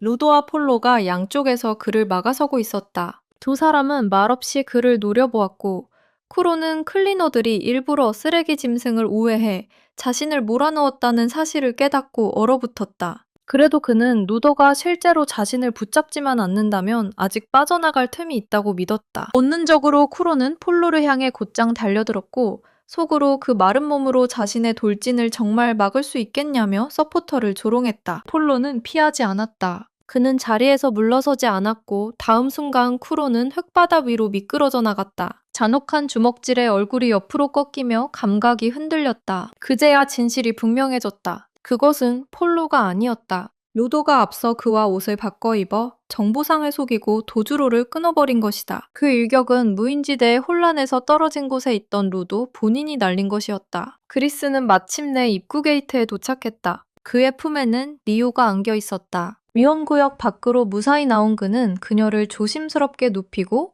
곧바로 자신의 초커에 손을 뻗었다. 연결이 되자 그는 자신의 신원을 밝히고 위치를 전한 뒤 클리너들에게 긴급 지원을 요청했다. 정글 근처에 배치된 남부지부. 다시 정글 안에서 루도는 조용한 위압감으로 쿠로 위에 서서 무인지대를 빠져나가면 정보상이 자신이 원하는 정보를 내놓아야 한다고 분명히 했다. 저항이 소용없다는 것을 깨달은 쿠로는 순순히 동의했지만 루도의 손이 심하게 떨리고 있는 것을 알아차리자 그의 시선이 날카로워졌다. 그는 그것을 지적하며 루도의 워치맨 장갑이 어디 있느냐고 물었다. 루도의 손에 고통이 번졌고 그는 장갑을 벗은 것이 실수였다는 사실을 즉시 깨달았다. 그는 폴로에게 장갑을 돌려달라고 말하려고 돌아섰지만 눈앞의 광경에 그대로 굳어버렸다. 폴로가 땅에 쓰러져 숨을 헐떡이고 있었다. 그의 얼굴은 고통으로 일그러져 있었다. 그는 장갑이 자신에게 무슨 짓을 하는지 알 수 없었고 다만 무언가가 자신의 생각을 갉아먹는 듯한 느낌만 알 수 있었다. 그 순간 루도는 워치맨 시리즈에 대한 소토의 말을 떠올렸다. 정상적인 정신을 가진 사람이 그 물건 중 하나를 착용하면 압도적인 반동이 생겨 착용자를 미치게 만들 수 있다는 이야기였다. 깨달음이 강하게 밀려오자 루도는 앞으로 달려가 폴로의 손에서 장갑을 빼앗아 더 큰 피해가 생기기 전에 멈췄다. 그는 장갑을 다시 자신의 손에 끼웠고 아직 거칠게 숨을 쉬던 폴로는 믿기지 않는다는 듯 그를 바라보았다. 루도가 어떻게 제정신을 잃지 않고 그것을 낄 수 있는지 이해할 수 없었다. 하지만 그걸 곱씹고 있을 시간은 없었다. 거대한 손이 갑자기 허공을 찢고 나타나 조금 전 폴로가 서 있던 공간을 쓸어버렸다. 루도는 공포에 질려 소리쳤다. 최악의 상황을 두려워했지만 폴로의 목소리가 곧바로 돌아왔다. 흔들리긴 했지만 무사했고 그는 간발의 차로 피하는 데 성공했다. 그들이 고개를 들자 토리의 왕이 다시 그들 앞에 거대하게 버티고 있었고 그 거대한 몸 위에는 엔진이 서 있었다. 엔진이 그들을 발견한 순간 그는 전투 중에 알아낸 사실을 공유했다. 그는 그 쓰레기 짐승의 몸이 그저 겉모습에 불과하다고 설명했다. 일반적인 쓰레기 짐승이나 레이더스가 만든 인공 개체들과는 달랐다. 이 생물에게는 단 하나의 핵도 없었다. 잘려나간 부위가 재생되는 것도 아니었다. 그것들은 다시 달라붙고 있었다. 지금까지 그들이 싸워온 것은 사실상 털처럼 자라난 외피에 가까웠다. 그 비유가 루도와 폴로의 머릿속에 자리 잡자 마침내 모든 조각이 맞아떨어졌다. 엔진은 계속해서 자신의 추측으로는 그 짐승의 진짜 몸이 연못 안에 있을 것이라고 말했다. 토리의 왕을 쓰러뜨리고 싶다면 언브레이커보다도 더 강한 무언가가 필요했다. 그렇게 말한 뒤 그는 그들과 합류하기 위해 아래로 뛰어내렸다. 루도는 그 말을 곱씹다가 폴로를 향해 쓸만한 걸 만들 수 있게 쓰레기 봉투를 달라고 부탁했다. 폴로는 미안하다며 공격을 피하던 중 그 봉투가 이미 부서졌다고 설명했다. 사용할 수 있는 잡동사니가 없다는 사실은 루도를 깊이 답답하게 만들었다. 무인지대 아닌데도 다시 활용할 만한 것이 아무것도 없었다. 남은 선택지는 연못 안으로 곧장 뛰어드는 것뿐인 듯했다. 그때 쿠로가 태연하게 입을 열어 대신 보물상자를 쓰면 되지 않겠냐고 제안했다. 루도는 당황하며 쓰레기 짐승에게서 목숨을 걸고 훔쳐온 물건을 왜 자신에게 내주려 하느냐고 물었다. 쿠로는 그 상자가 골동품이며 자신이 터무니없을 만큼 긴 세월 동안 대가를 치르며 손에 넣은 물건이라고 설명했다. 하지만 무슨 짓을 해도 열 수 없었다. 그는 그것이 고장난 것일지도 모른다고 의심하고 있었다. 루도는 깨달았다. 크로는 호의를 베푸는 게 아니었다. 또다시 자신을 이용하려는 것이었다. 부서진 도구를 다시 활용하는 루도의 능력에 기대고 있었던 것이다. 그래도 루도는 그 장단에 맞춰주기로 했다. 다만 조건 없이 할 생각은 없었다. 그 대가로 그는 쿠로가 약속했던 정보뿐만 아니라 또 하나의 정보, 그리고 니오에게 제대로 된 사과까지 요구했다. 이 일이 끝나면 말이다. 쿠로는 루도의 욕심을 보고 씩 웃었지만 결국 동의했다. 그는 작은 상자를 건넸고 루도가 그것을 받아들자 바닥에 새겨진 무언가가 눈에 들어왔다. 틀림없는 워치맨 시리즈의 문양이었다. 높은 나무 위에서 조딜은 그 상자를 바라보며 눈을 가늘게 뜨고 집요하게 지켜보고 있었다. 그는 마침내 정보상이 무엇을 노리고 있었는지 이해했다. 그래도 뭔가 찜찜했다. 그 상자가 정말 쓰레기 짐승에게서 빼앗은 것이라면 왜 그 생물은 반응하지 않는 걸까? 크로가 되고 있었을 때도, 루도가 되고 있었을 때도 반응하지 않았다. 지금 그 움직임을 바탕으로 조딜은 진실을 깨달았다. 쓰레기 짐승은 상자를 지키고 있던 것이 아니었다. 그저 자신의 주의를 끄는 모든 것을 죽이고 있었을 뿐이었다. 그리고 그 깨달음은 그의 머릿속에 불길한 질문 하나를 남겼다. 그렇다면 토리의 왕은 지상에서 대체 무엇을 지키고 있었던 걸까? 루도는 상자를 열지 않은 채 조심스럽게 살폈고 손끝으로 표면을 더듬으며 안에 무엇이 들어있을지 궁금해했다. 폴로가 갑자기 입을 열었다. 그는 걱정스러운 목소리로 루도에게 절대 그것을 쓰지 말라고 경고했다. 그는 그 상자가 정보상에게서 나온 물건이라는 사실만으로도 충분히 수상하다고 상기시켰다. 그 안에 무엇이 봉인되어 있는지도 몰랐고 폴로에게는 루도가 그것을 사용할 수 있다 해도 상자 자체가 문제 덩어리처럼 느껴졌다. 그것이 정말 쓰레기 짐승을 쓰러뜨릴 수 있다고 누가 확신할 수 있겠는가? 그 생각은 불가능하게 들렸다. 여전히 괴물과 싸우던 엔진이 그 대화에 끼어들며 폴로에게 걱정하지 말라고 말했다. 뭔가를 어떻게 써먹을지 알아내는 일에 관해서라면 루도는 어떻게든 모든 조건을 맞춰버리는 녀석이라고 했다. 그 말에 루도는 잠시 멈췄다. 생각이 소용돌이치기 시작했다. 엔진은 자신의 능력을 믿고 있었고 폴로는 자신이 쿠로의 계략에 끌려가는 것을 진심으로 걱정하고 있었으며 무엇보다 쿠로는 상자 안에 숨겨진 것을 알아내기 위해 자신을 이용하고 있었다. 그런데 아무도 상자 자체에는 관심이 없어 보였다. 오직 그것이 무엇을 할 수 있는지만 보고 있었다. 료도는 자신도 모르게 그 상자에 감정을 이입했고 예상치 못한 슬픔이 가슴속에 차올랐다. 그때 그의 안에서 이상한 무언가가 꿈틀거렸다. 가슴이 조여오는 감각이 피어올랐고 완전히 이해하기도 전에 루도는 상자에 자신의 힘을 발동했다. 그 순간 충격파가 주변을 거칠게 뒤흔들었다. 상자는 신음하듯 소리를 내며 열리기 시작했고 그 안에서 눈부신 빛이 터져나와 앞에 있는 모든 것을 집어삼켰다. 연기가 공터를 뒤덮으며 루도의 모습을 가렸다. 몇 초 뒤 안개 속에서 젊은 클리너가 떠오르듯 모습을 드러냈다.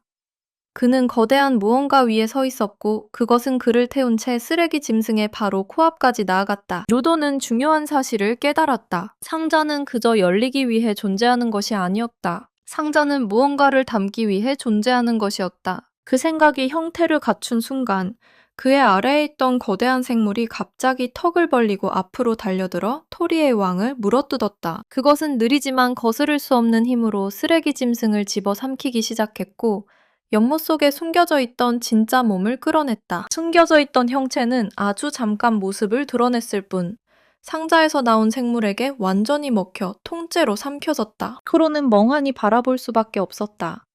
그는 구체 출신인 루도가 기껏해야 그 짐승을 잠시 붙잡아둘 거라고 예상했을 뿐 이렇게 완전히 소멸시킬 줄은 몰랐다. 그에게는 거의 기적처럼 보였다. 하지만 루도는 즉시 그 생각을 잘라내며 이것은 자신 혼자 해낸 일이 아니라고 분명히 했다. 뒤에 있는 생물과 그의 팀원들 모두가 괴물을 쓰러뜨리는데 각자의 역할을 해냈다. 위협이 사라지자 엔진은 루도에게 다가와 상자 안에서 중요한 것은 전부 회수했는지 물었다. 프로는 종이 한 장을 들어올렸다. 폴로는 혼란스러운 듯 눈을 깜박이며 상자 안에 정말 그것밖에 없었냐고 생각했다. 크로는 그것이 그냥 종이가 아니라 편지라고 설명했다. 루도의 조상 언더테이커 카니스 슈어브렉이 남긴 마지막 유언장이었다. 그 폭로는 루도에게 일격처럼 꽂혔다. 그는 방금 쓰레기 짐승을 쓰러뜨리는 데 사용한 상자가 줄곧 조상의 유언장을 품고 있었다는 사실을 도저히 믿기 어려웠다. 그가 그 사실을 완전히 받아들이기도 전에 크로는 그에게 편지를 건넸다. 루도는 곧바로 그것을 펼쳤다. 적힌 내용은 많지 않았다. 메시지의 일부는 카니스 자신이 지워버린 듯했다. 그래도 남아있는 문장들은 많은 것을 말해주고 있었다. 카니스는 자신이 인간들을 막을 수 없었다고 적었다. 자신이 할 수 있었던 일은 그들을 묻어주는 것뿐이었다고. 그는 자식들에게 그 끝없는 사슬을 끊기 위해 떠나기로 했다고 말했다. 대신 행복한 삶을 살아달라고 거의 애원하듯 남겼다. 하지만 메시지는 완전하지 않은 듯했다. 특히 맨 위에 5줄이 거칠게 지워져 있었고 루도는 읽기를 마쳤다. 그는 쿠로를 향해 돌아서서 카니스에게 무슨 일이 있었는지 따져 물었다. 그러나 쿠로는 대답하는 대신 뜻밖에도 그에게 감사하며 그런 천재가 지상에 내려와줘서 다행이라고 말했다. 그 대답은 루도의 혼란만 더 깊게 만들었다. 그는 쿠로가 대체 누구인지 묻고 또 물었다. 엔진 역시 의심을 드러내며 정보상이 어떻게 그 편지가 루도의 조상에게 속한 것이라고 그렇게 확신할 수 있느냐고 물었다. 쿠로는 침착하게 상자 밑면에 카니스의 로고가 새겨져 있다고 지적했다. 그 순간 루도와 엔진은 동시에 깨달았고 상자에서 나온 생물을 향해 시선을 돌렸다. 그들은 분명히 보았다. 그 생물의 코 아래에는 루도의 이름이 새겨져 있었다. 두 사람에게 공포가 밀려왔다. 카니스의 로고가 있다면 그 생물은 워치맨 시리즈의 일부일 수밖에 없었다. 하지만 쿠로는 곧바로 진정하라고 말했다. 그가 설명하길 상자 자체는 시리즈의 일부가 아니었다. 워치맨 아이템들은 카니스가 평소에 착용하던 도구들이었다. 이것은 다른 물건이었다. 루도는 정보상이 이렇게 많은 것을 알고 있다는 사실에 충격을 받았다. 쿠로는 그저 이것이 자신의 직업이며 클리너들이 애초에 자신을 찾아온 이유도 바로 그것이라고 상기시켰다. 그는 이미 충분하고도 넘칠 만큼 보상을 받았다며 자신이 계속 상품을 제공할 수 있게 해달라고 말했다. 바로 그때 아무런 예고도 없이 모모아가 쿠로의 뒤에 나타나 그의 등에 손을 댔다. 클리너들 사이로 충격이 번졌다. 폴로의 눈이 공포로 커졌고 그는 곧 상황을 깨달았다. 모모아가 쿠로의 모든 기억을 훔치고 있었다. 그는 앞서 푸가 경고했던 말을 떠올렸다. 폴로는 그녀가 성공하면 조딜이 곧바로 정보상을 죽일 가능성이 높다고 외쳤다. 엔진은 즉시 반응해 쿠로를 향해 달려갔다. 그는 쓰레기 짐승에 너무 집중한 탓에 레이더스가 자신을 지나치게 둔 스스로에게 분노하고 있었다. 아무리 쿠로가 마음에 들지 않아도 그가 죽게 될 수는 없었다. 하지만 엔진이 그에게 닿기도 전에 조딜이 마침내 모습을 드러내며 앞으로 나서 길을 막았다. 그는 홀로 두려움 없이 서서 망설임 없이 그들 모두를 상대할 준비가 된 듯 클리너들을 정면으로 마주했다. 그는 자신의 바이탈 인스트루먼트를 발동했고 그의 코트는 기괴하게 뒤틀리며 몸에서 펼쳐지는 추가 팔다리 같은 형태로 변했다. 공포가 루도의 가슴을 핥히었다. 그의 장갑은 이미 오늘 한계까지 몰려 있었고 타이밍은 최악이었다. 조딜은 즉시 움직였다. 변형된 코트에서 거대한 부속지 무리가 터져나와 전장을 가로질러 휘몰아쳤다. 엔진은 간발의 차로 반응해 엄브레이커를 펼치고 그 맹공으로부터 동료들을 보호했다. 하지만 상자에서 태어난 생물은 운이 좋지 않았다. 그것은 공격에 맞아 땅으로 쓰러졌다. 루도는 두려움과 경외감 사이에서 얼어붙었고 조딜의 압도적인 존재감이 그들 모두를 짓눌렀다. 레이더스의 리더는 단호하게 경고했다. 클리너들은 자신을 지나갈 수 없으며 이제 레이더스를 막는 것은 불가능하다고 분명히 했다. 동시에 모모아는 헤드폰이 부여한 힘으로 쿠로의 기억을 계속해서 추출하고 있었다. 음악은 더 이상 흘러나오지 않았지만 그녀는 그것을 계속 착용한 채 집중하고 고립된 정신공간으로 깊이 가라앉았다. 그 헤드폰은 방해 없이 타인의 기억을 들을 수 있는 장소를 만들어주었다. 그것은 모모아의 바이탈 인스트루먼트였고 그녀는 그것을 실이라고 이름 붙였다. 그것을 통해 그녀는 크로의 세계를 들을 수 있었고 그 안에 자신을 잠기게 할 수 있었다. 하지만 기억이 쏟아져 들어오자 그녀가 너무 깊이 들어갔다는 사실이 분명해졌다. 단순히 관찰하는 것이 아니라 모모아는 거대한 홍수가 자신의 정신을 덮치는 듯 압도되어 익사하는 기분을 느꼈다. 기억이 너무 많았다. 상검한 사람이 가질 수 있는 양을 훨씬 뛰어넘었다. 그 무게가 그녀의 의식을 짓눌렀고 모모아는 충격에 빠졌다. 그녀는 이것이 대체 누구의 기억인지 의문을 품기 시작했다. 특히 그 기억 속 사람들이 쿠로를 서로 다른 이름으로 부르는 것을 알아차렸을 때 더욱 그랬다. 밥, 아멜리아, 보스. 각각의 정체성이 겹겹이 쌓여 있었다. 그러다 그녀는 자신을 얼어붙게 만드는 특정 기억 하나와 마주했다. 그 기억 속에서 쿠로는 누군가에게 떠나지 말라고 필사적으로 말하고 있었다. 모모아가 그가 말을 걸고 있는 인물에게 집중한 순간 그녀는 숨이 멎는 듯했다. 그 남자는 워치맨 시리즈의 제복을 입고 있었다. 바로 감정사 브렉이었다. 그 깨달음은 번개처럼 그녀를 강타했다. 혼란과 불신이 뒤엉키는 가운데 모모아는 정보상이 대체 얼마나 오래 살아왔는지 깨닫기 시작했다. 하지만 기억의 경류는 멈추지 않았다. 장면이 하나씩 그녀의 머릿속으로 흘러들었고 어느새 그녀는 회의 장면을 목격하고 있었다. 한 남자가 온몸이 쓰레기로 이루어진 괴물들의 목격담을 듣고 짜증과 걱정이 뒤섞인 반응을 보이는 자리였다. 그 의미는 너무나 분명했다. 진실을 이해한 모모아의 얼굴에 충격이 번졌다. 프로는 그저 오래 산 사람이 아니었다. 그는 한 세기를 훌쩍 넘는 시대들을 살아온 존재였다. 어쩌면 그보다 더 오래. 그녀가 그 결론에 휘청이던 순간 정신공간 안에서 불가능한 일이 벌어졌다. 쿠로가 그녀에게 다가오기 시작한 것이다. 그의 기척은 침착했고 거의 즐거워하는 듯했다. 그는 자신을 건드리기 전에 각오부터 했어야 한다고 말했다. 모모아는 놀라며 뒤로 물러났다. 기억의 공간 안에서 쿠로가 움직이는 모습은 그녀를 깊이 불안하게 만들었다. 긴장한 그녀는 그가 어떻게 자신의 세계에 들어올 수 있는지 물었다. 그녀의 능력은 기억을 듣고 그 안에 몰입하게 해줄 뿐이었다. 기억을 바꾸는 힘까지 주는 것은 아니었다. 그녀가 들여다본 기억의 주인들은 절대 그녀와 상호작용할 수 없어야 했다. 그런데 쿠로는 바로 그 일을 하고 있었다. 그 모순이 그녀를 뒤흔들었다. 있을 수 없는 일이었다. 쿠로는 그녀의 혼란에 태연히 답하며 그녀가 틀린 것은 아니라고 설명했다. 그는 그녀와 직접 상호작용하고 있는 것이 아니었다. 그녀의 앞에 보이는 것, 뒤에 있는 것, 심지어 곁에 있는 것까지 전부 여전히 기억이었다. 미리 정교하게 준비해둔 기억. 요도와 다른 이들이 자신을 찾아오기 훨씬 전부터 말이다. 모모아는 그 말을 거의 받아들이지 못했다. 그 의미만으로도 압도적이었다. 쿠로는 이 순간을 예견했던 걸까?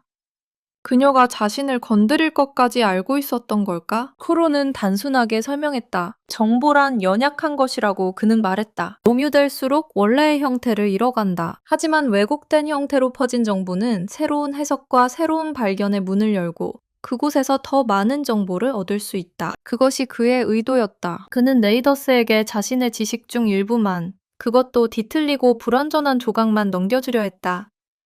언젠가 그것이 자신이 진정으로 찾는 것에 닿기를 바라면서 잃어버린 기억들. 그 논리를 이해한 모모아는 자신도 모르게 작게 웃었다. 그녀는 이미 대가를 치른 클리너들이 조금 불쌍하다고 느끼지 않을 수 없었다. 하지만 쿠로는 이제 레이더스의 차례라고 차분히 말했다. 그렇게 말한 뒤 그는 두 팔을 펼쳤고 방대한 규모의 마지막 기억의 파도가 그럼에도 그의 전체 지식 중 아주 일부에 불과한 양이 모모아의 정신 속으로 밀려들었다. 결과는 즉각적이었다. 그녀의 의식은 얼어붙었고 생각은 정보 과부하의 압박에 무너져 내렸다. 이것이 쿠로가 레이더스에게 치르게 하기로 정한 대가였다. 현실 세계에서 모모아는 갑자기 경련했고 격렬한 전기 충격이 그녀의 몸을 찢고 지나갔다. 그녀는 비명을 질렀고 헤드폰은 크게 윙윙거리기 시작했다. 에너지의 불꽃이 그 위로 번져나갔다. 잠시 후 그녀의 다리가 풀렸고 모모아는 의식을 잃은 채 땅에 쓰러졌다.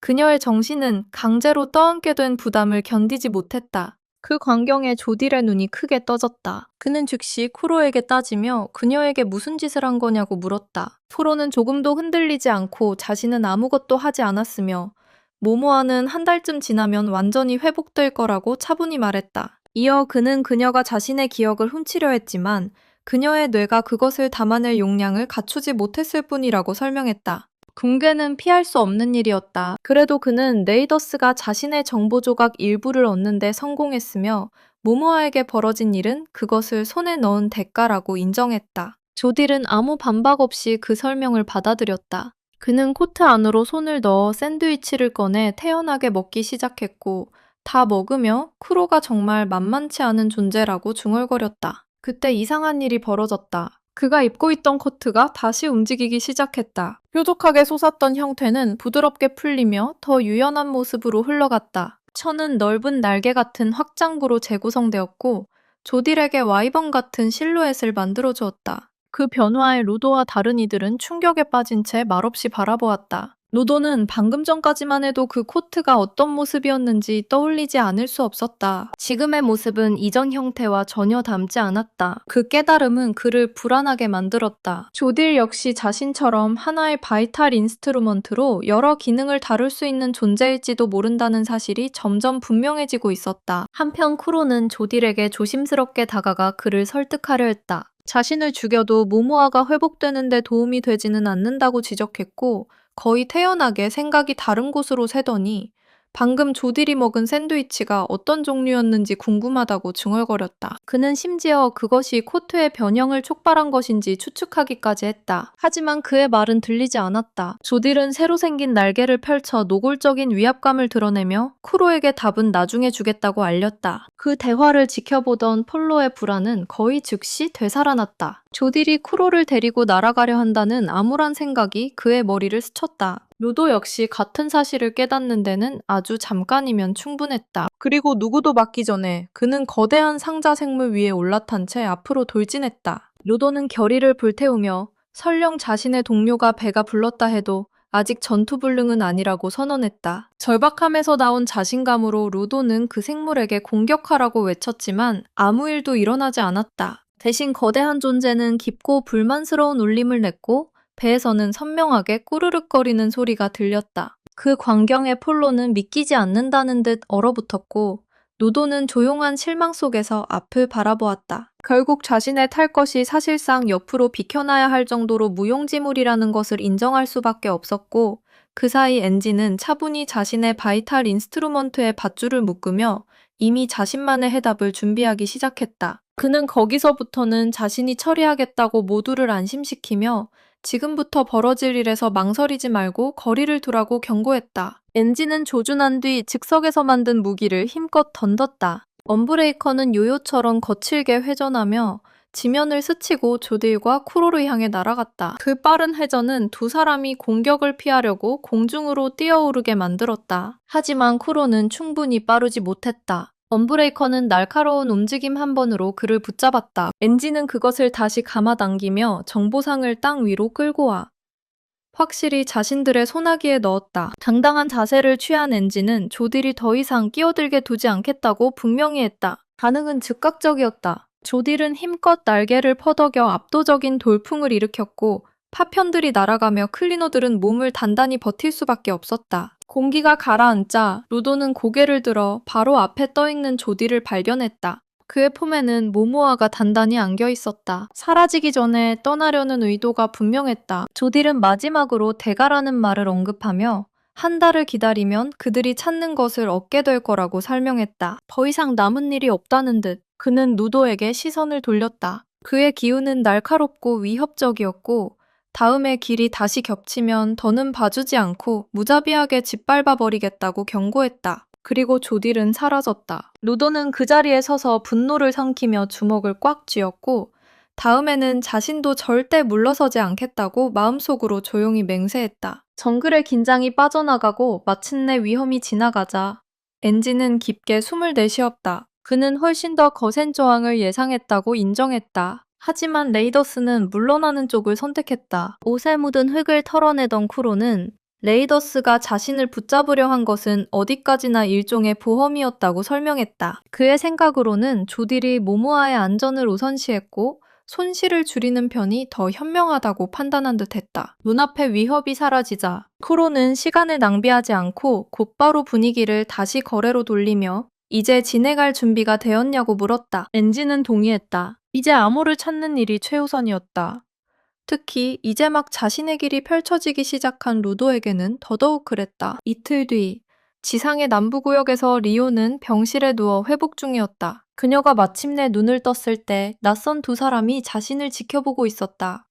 밀드레타와 메리에주였다. 클리너 남부지부의 서포터들이었다. 그녀가 깨어난 것을 본 두 사람의 표정에는 안도감이 분명히 드러났다. 리오가 그들에게 감사를 전하자 밀드레타에 쌓여있던 답답함이 터져나왔다. 그녀는 남부구역의 무인지대에 들어가면서 지부에 알리지 않은 리오를 꾸짖었다. 클리너들이 정보상에게 그렇게 쉽게 미끼로 이용당했다는 사실에 분노한 그녀는 그들을 데리러 토리까지 직접 가야 했고 가장 빠른 길이던 다리는 이미 파괴되어 있었다는 사실까지 알게 되었다. 설상가상으로 그들은 네이더까지 데려와 버렸다. 메리에주는 재빨리 끼어들어 분위기를 누그러뜨리려 했고 밀드레타의 분노는 악의가 아니라 걱정해서 나온 것이라고 설명했다. 그래도 리오는 사과한 뒤 푸에 대해 물었고 메리에주는 투가 현재 남부지부의 쌍둥이들에게 신문을 받고 있다고 알려주었다. 다만 그리스가 그가 안전하게 대우받는지 확인하기 위해 함께 있었고 다른 모두도 무사하다는 말에 리오는 안도했다. 리오는 자신이 일으킨 소동에 대해 다시 한번 사과했다. 가능한 한 빨리 떠나겠다고 약속하면서 밀드레타는 곧바로 그 말을 끊고 완전히 회복될 때까지 침대에 누워있으라고 명령했다. 바로 그때 문을 두드리는 소리가 대화를 끊었다. 리오가 고개를 들자 그곳에는 쿠로가 서 있었다. 그는 병실 안으로 들어와 그녀의 침대 맞은편에 자리를 잡았다. 그녀가 의식을 되찾은 것을 보고 눈에 띄게 안도한 쿠로의 모습에 리오는 놀랐지만 쿠로는 원래라면 정보를 전한 뒤 바로 떠났을 거라고 설명했다. 하지만 이번에는 누도가 요구한 일이 있었기 때문에 남았고 그것은 바로 쿠로가 그녀에게 사과해야 한다는 것이었다. 자신의 방식이 너무 거칠었다고 인정하며 쿠로는 진심 어린 사과를 건넸다. 리오는 잠시 그를 바라보다가 사과를 받아들이며 이번 경험은 자신이 아직 얼마나 더 강해져야 하는지만 보여줬다고 말했다. 화제를 바꾼 그녀는 누도와 다른 이들이 이미 남부구역을 떠났는지 물었다. 쿠로는 그들이 그녀의 상태를 확인한 직후 암호의 행방과 관련해 자신이 제공한 단서 중 하나를 따라 떠났다고 확인해 주었다. 한편 자신의 은신처에서 탐시는 암호의 상태를 확인하러 움직이다가 임무를 마치고 막 돌아온 루도 일행과 뜻밖의 마주쳤다. 그는 침착한 가면을 유지한 채 부드러운 미소로 그들을 맞이하며 생각보다 꽤 빨리 돌아왔다고 태연히 말했다. 루도는 남부지부가 그들을 태워다 줬다고 말했지만 탐시가 그곳에 있는 것이 신경 쓰여 왜 갑자기 함께 오기로 한 건지 물었다. 탐시는 차분하게 대답했다. 자신은 리오의 빈자리를 대신하고 있으며 익숙한 얼굴이 하나 더 있으면 아무도 조금은 더 안심할 수 있을 거라고 생각했다는 것이다. 루도는 그 설명을 받아들였지만 그의 관심은 곧 앞에 있는 해치로 돌아갔다. 정보상의 정보에 따르면 아모는 아래 어딘가에 갇혀 있었다. 결론은 피할 수 없었다. 그녀는 헤어진 뒤 누군가에게 붙잡힌 것이다. 하지만 루도는 그 납치범이 이미 자기 바로 뒤에 서 있다는 사실을 알지 못했다. 의심을 피하기 위해 통탐씨는 아무렇지 않게 자신이 먼저 지하실에 들어가겠다고 자원하며 다른 이들은 무인지대에서 겪은 일로 지쳐있을 테니 쉬는 게 좋겠다고 말했다. 루도는 그 제안을 즉시 거절하고 직접 앞으로 나섰다.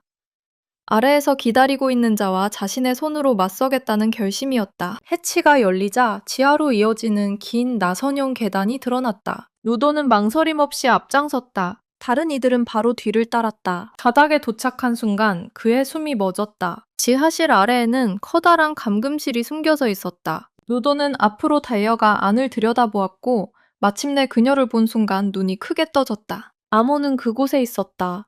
쇠사슬에 묶인 채 창백하고 감금 생활로 분명히 약해져 있었다. 두 사람의 눈이 마주쳤고 루도의 얼굴에 떠오른 충격은 숨길 수 없었다. 아모의 눈에도 눈물이 차올랐다. 그녀는 떨리는 목소리로 그가 자신을 찾으러 올 줄 언제나 알고 있었다고 말했다. 그들은 시간을 낭비하지 않았다. 도석구는 부서졌고 감방은 열렸으며 아모는 풀려났다. 그녀가 겪은 처우에 모두가 경악하며 대체 누가 이렇게 잔인한 짓을 할 수 있었는지 이해하려 애썼다. 요도는 힘이 거의 빠진 그녀가 자신에게 기대자 조심스럽게 부축했고 아모는 고개를 들어 그의 어깨에 기대었다. 그녀의 시선이 옆으로 흐르다 멈췄다. 탐시가 가까이에 서 있었고 아모는 그를 거의 보아버렸다. 공포가 그녀 안에서 치솟았다. 그의 시선은 차가웠고 아무 말도 하지 말라는 경고는 너무나 분명했다. 아모는 공포를 삼키고 억지로 미소를 지으며 그도 자신을 구하러 와줘서 정말 다행이라고 말했다. 탐시는 그녀 앞에 쪼그려 앉아 자신은 그저 그녀의 부츠를 전해주러 왔을 뿐이라고 차분히 대답했다. 그녀에게 필요할 테니까.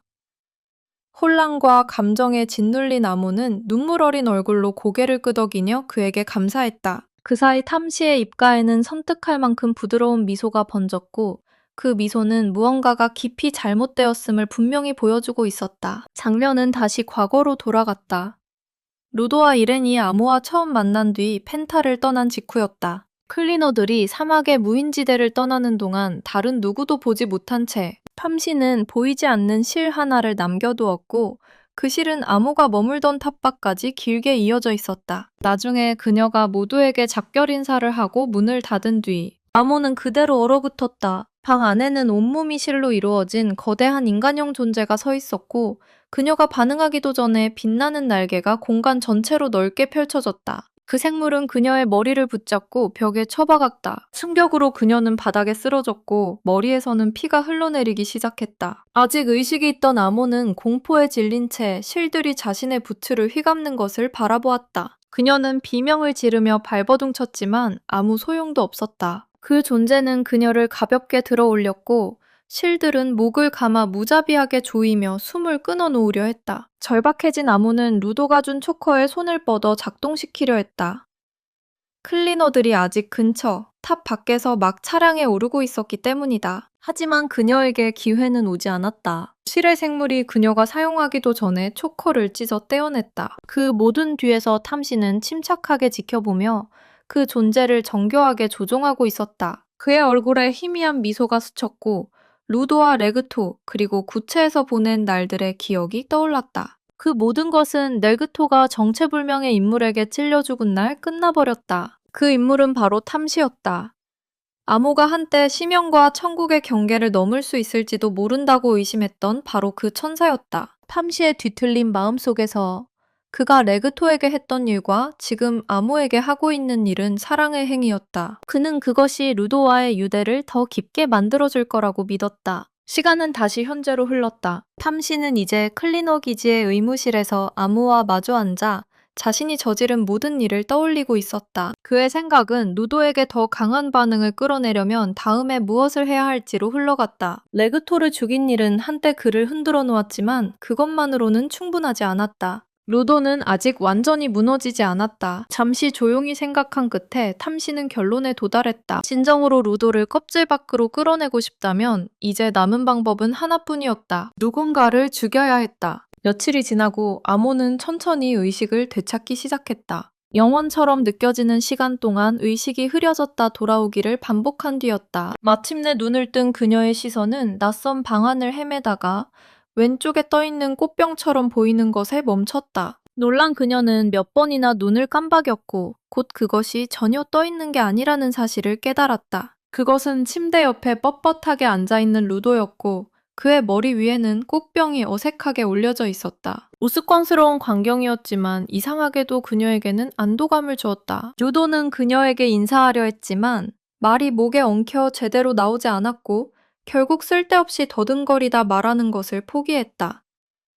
대신 그는 몸을 숙여 바닥에 놓여있던 워치맨 시리즈의 부츠를 집어들고 조심스럽게 그녀의 침대 옆에 놓았다. 아모의 떨리는 손가락이 뻗어나가 그것이 진짜인지 확인하듯 부츠의 표면을 부드럽게 더듬었다. 손끝 아래에서 그것을 느낀 순간 그녀의 몸에서 긴장이 빠져나가는 것이 거의 눈에 보일 정도였다. 호흡은 안정되었고 그녀에게 달라붙어 있던 공포도 조금씩 옅어졌다. 그녀가 진정하는 모습을 지켜보며 루도는 그저 그녀가 깨어나 살아남아줘서 정말 다행이라고 말했다. 특히 그들이 만난 날 이후 벌어진 모든 일을 생각하면 더욱 그랬다. 그 말은 아모의 마음 깊은 곳을 건드렸다. 감정이 차오른 그녀는 마침내 자신이 짊어지고 있던 것을 말하기 시작했다. 그녀는 자신이 원하는 것을 얻기 위해 많은 사람을 해쳤고 루도를 만나고 나서야 남을 해치는 일에는 언제나 대가가 따른다는 사실을 진심으로 이해하게 되었다고 인정했다. 그 생각을 곱씹으며 아모는 자신에게 벌어진 일이 어쩌면 마땅히 받아야 할 벌이었을지도 모른다고 생각했다. 그래도 그녀가 가장 두려웠던 것은 고통이 아니라 다시 사라지는 것. 자신이 사라졌다는 사실조차 아무도 모른 채 없어지는 것이었다고 고백했다. 요도는 말문이 막힌 채 아모의 말을 들었다. 그녀는 손을 뻗어 그의 손을 잡고 자신을 찾으러 와준 것, 포기하지 않아준 것, 그가 해준 모든 일에 대해 진심으로 고맙다고 말했다. 마침내 그녀의 평정심이 무너졌다. 눈물이 걷잡을 수 없이 흘러내렸고 그녀는 무너져 울음을 터뜨렸다.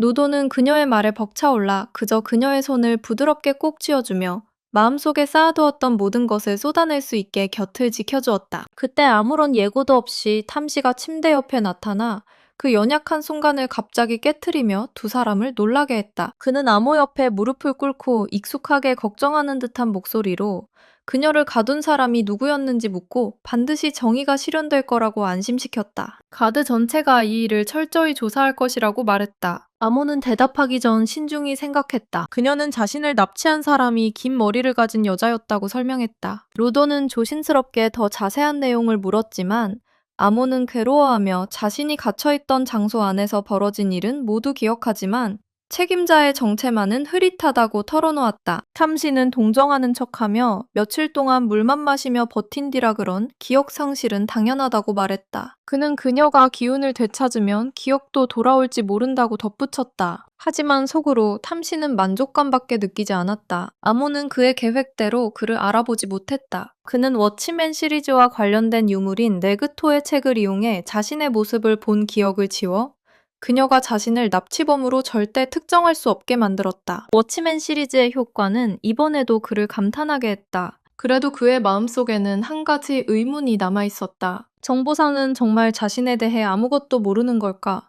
아니면 쿠로가 일부러 말하지 않은 걸까? 그 불확실함을 시험하기 위해 탐시는 자연스럽게 화제를 돌려 루도에게 정보상이 워치맨 시리즈에 대해 뭔가 알려줬는지 물었다. 루도는 무거운 얼굴로 초커를 만든 사람이 어디 있는지 물었지만 뜻밖에도 정보상은 모른다고 했다고 답했다. 그 대답에 탐시는 놀란 듯했다. 하지만 루도의 얼굴을 살피던 그는 표면 아래 숨겨진 미묘한 긴장을 포착했다. 그것은 무언가를 숨기고 있는 사람의 표정이 틀림없었다. 그 순간 탐시는 루도가 전부는 아니어도 무언가를 알아냈다고 확신했다. 그는 진실을 인정하지 않고 있었다. 이틀 전 클리너 남부 지부에서 열린 회의에서 엔진과 루도는 쿠로와 마주 앉아 그토록 큰 대가를 치르고 얻은 정보를 받을 준비를 하고 있었다. 루도의 첫 번째 질문은 초커를 만든 사람에 관한 것이었다.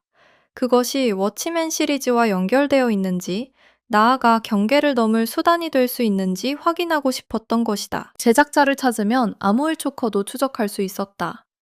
그리고 상자를 둘러싼 쿠로의 계략에 어울려준 대가로 얻은 지렛대를 이용해 루도는 더 밀어붙이며 아모가 어디에 갇혀 있는지 두 번째 질문을 던졌다. 엔지는 충격을 받았다. 그의 눈에는 첫 번째 답에서 추론할 수 있는 것을 묻는 건 낭비처럼 보였지만 루도는 기회를 놓치지 않겠다며 두 개의 답을 받을 수 있다면 아모에게 이어질 수 있는 하나를 절대 포기하지 않겠다고 말했다. 재미있다는 듯 쿠로는 수첩을 꺼내 잠깐 무언가를 끄적인 뒤 아모가 갇혀있는 위치가 적힌 종이를 루도에게 건넸다. 그 장소는 불편할 정도로 그들의 기지와 가까웠다. 그러나 루도를 더 불안하게 한 것은 납치라는 의미였다. 그는 누가 그녀를 데려갔는지 물었다. 토로는 정보에는 언제나 대가가 따른다는 말을 상기시키며 조심하라고 경고할 뿐이었다. 미호에게 벌어진 일까지 떠올린 루도는 더 밀어붙이는 것이 위험하다는 것을 깨닫고 자신을 억눌렀다. 그는 대화를 다시 답을 받지 못한 질문으로 돌렸다. 그들은 모두 초커 뒤에 있는 인물의 정체를 알아내기 위해 목숨을 걸었다. 쿠로는 일부러 시간을 끌며 화제를 빙빙 돌리다가 마침내 한숨을 쉬고 머리를 극적이며 자신은 그 정보를 가지고 있지 않다고 솔직히 인정했다. 그 말이 나오자마자 복도의 평온은 산산이 깨졌고 쿠로는 문 밖으로 날아가 바닥에 거칠게 처박혔다. 루도가 돌진한 엄청난 힘 때문이었다. 분노가 폭발한 루도는 쿠로에게 달려들어 떠올릴 수 있는 온갖 욕설을 퍼부었다. 그는 쿠로를 사기꾼이라 몰아붙이며 아무것도 얻지 못하게 해놓고 자신들을 지옥으로 끌고 갔다고. 멍청하고 쓸데없는 술래잡기 놀이를 시키고 사람들의 목숨을 위험에 빠뜨린 뒤 아무 대가도 주지 않았다고 비난했다. 그들이 감수한 모든 위험 끝에 쿠로는 바닥에 세게 처박힌 채 신음하며 자신을 변호하려 했고 정말 모른다고 몇 번이고 주장했다. 하지만 루도는 들으려 하지 않았고 계속 달려들려 하다가 폴로가 뒤에서 붙잡고 힘겹게 말렸다. 엔지는 겉으로는 침착하게 그 혼란을 지켜보고 있었지만 미묘한 무언가가 그의 눈에 들어왔다. 쿠로의 오른손, 일부러 가린 듯한 그 손에는 접힌 종이가 있었고 그것은 자신에게 보내는 신호처럼 살짝 들어 올려져 있었다. 즉시 뜻을 알아차린 엔지는 몸을 낮춰 그 쪽지를 받아들었다. 그가 그것을 펼친 순간 그의 눈이 충격으로 커졌다. 엔진이 입을 열기도 전에 쿠로는 조용히 하라는 듯 은근히 손짓하고는 크게 사과를 이어갔다. 초커 제작자는 흔적을 지우는데 유난히 능숙해서 자신에게 닿은 정보 조각들도 믿을 수 없을 정도로 불확실하다고 설명했다. 엔지는 쿠로의 모호한 병명 뒤에 숨은 진짜 의미를 이해했다. 그는 몸을 일으켜 루도를 정보상에게서 떼어내고 종이를 들어보이며 더 밀어붙여봐야 얻을 것이 없으니 이제 떠날 시간이라고 차분히 말했다. 루도는 얼어붙었다. 그의 분노는 흔들렸고 종이에 적힌 내용을 훑는 순간 순수한 충격이 얼굴을 뒤덮었다. 모든 예상을 뒤엎고 그들은 답을 받은 것이다. 결국에는 다시 현재. 탐시가 자세한 내용을 캐묻자 루도는 바로 그 종이에 적혀있던 경고를 떠올렸다. 그 내용은 절대 입 밖으로 말해서는 안 되며 초커 제작자가 듣고 있다는 경고였다. 쪽지에는 2주 뒤 남부구역에서 인형축제가 열린다고 적혀 있었다. 그곳에서 흰 까마귀를 찾으면 초커 제작자의 행방을 아는 사람에게 그들을 안내해 줄 것이라고 했다. 크로는 초커 제작자가 이 흔적을 조금이라도 눈치채면 흔적도 없이 사라질 것이라고 강조했다. 그래서 누구에게도 말해서는 안 되었다.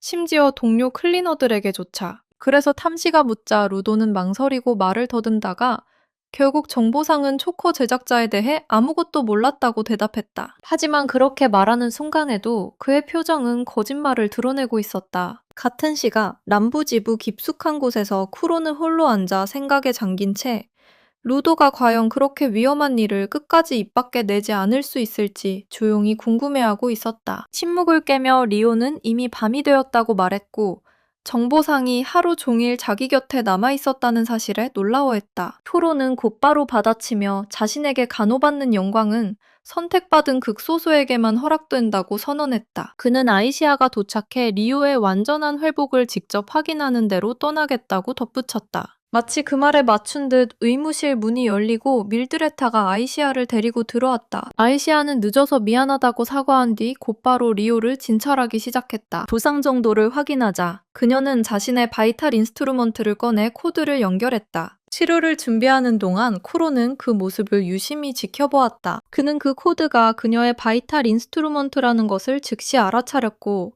그녀의 치유가 전기에 의존한다는 것도 이해했다. 하지만 그것은 단순한 전기 치료가 아니었다. 그녀의 겐키 타입은 치유였고 쿠로에게는 그녀가 그런 힘을 다룰 수 있는 이유가 순수한 마음과 타고난 선함처럼 보였다. 전류가 리오의 몸을 타고 흐르자 그녀의 눈이 번쩍 뜨였고 생명력이 한순간에 되돌아오며 몸을 벌떡 일으켰다. 충격 때문에 머리카락이 곤두섰지만 결과는 부정할 수 없었다. 치료는 성공했다. 아이시아는 안도감에 벅차 환하게 웃었고 쿠로는 조용한 경외 속에 서 있었다.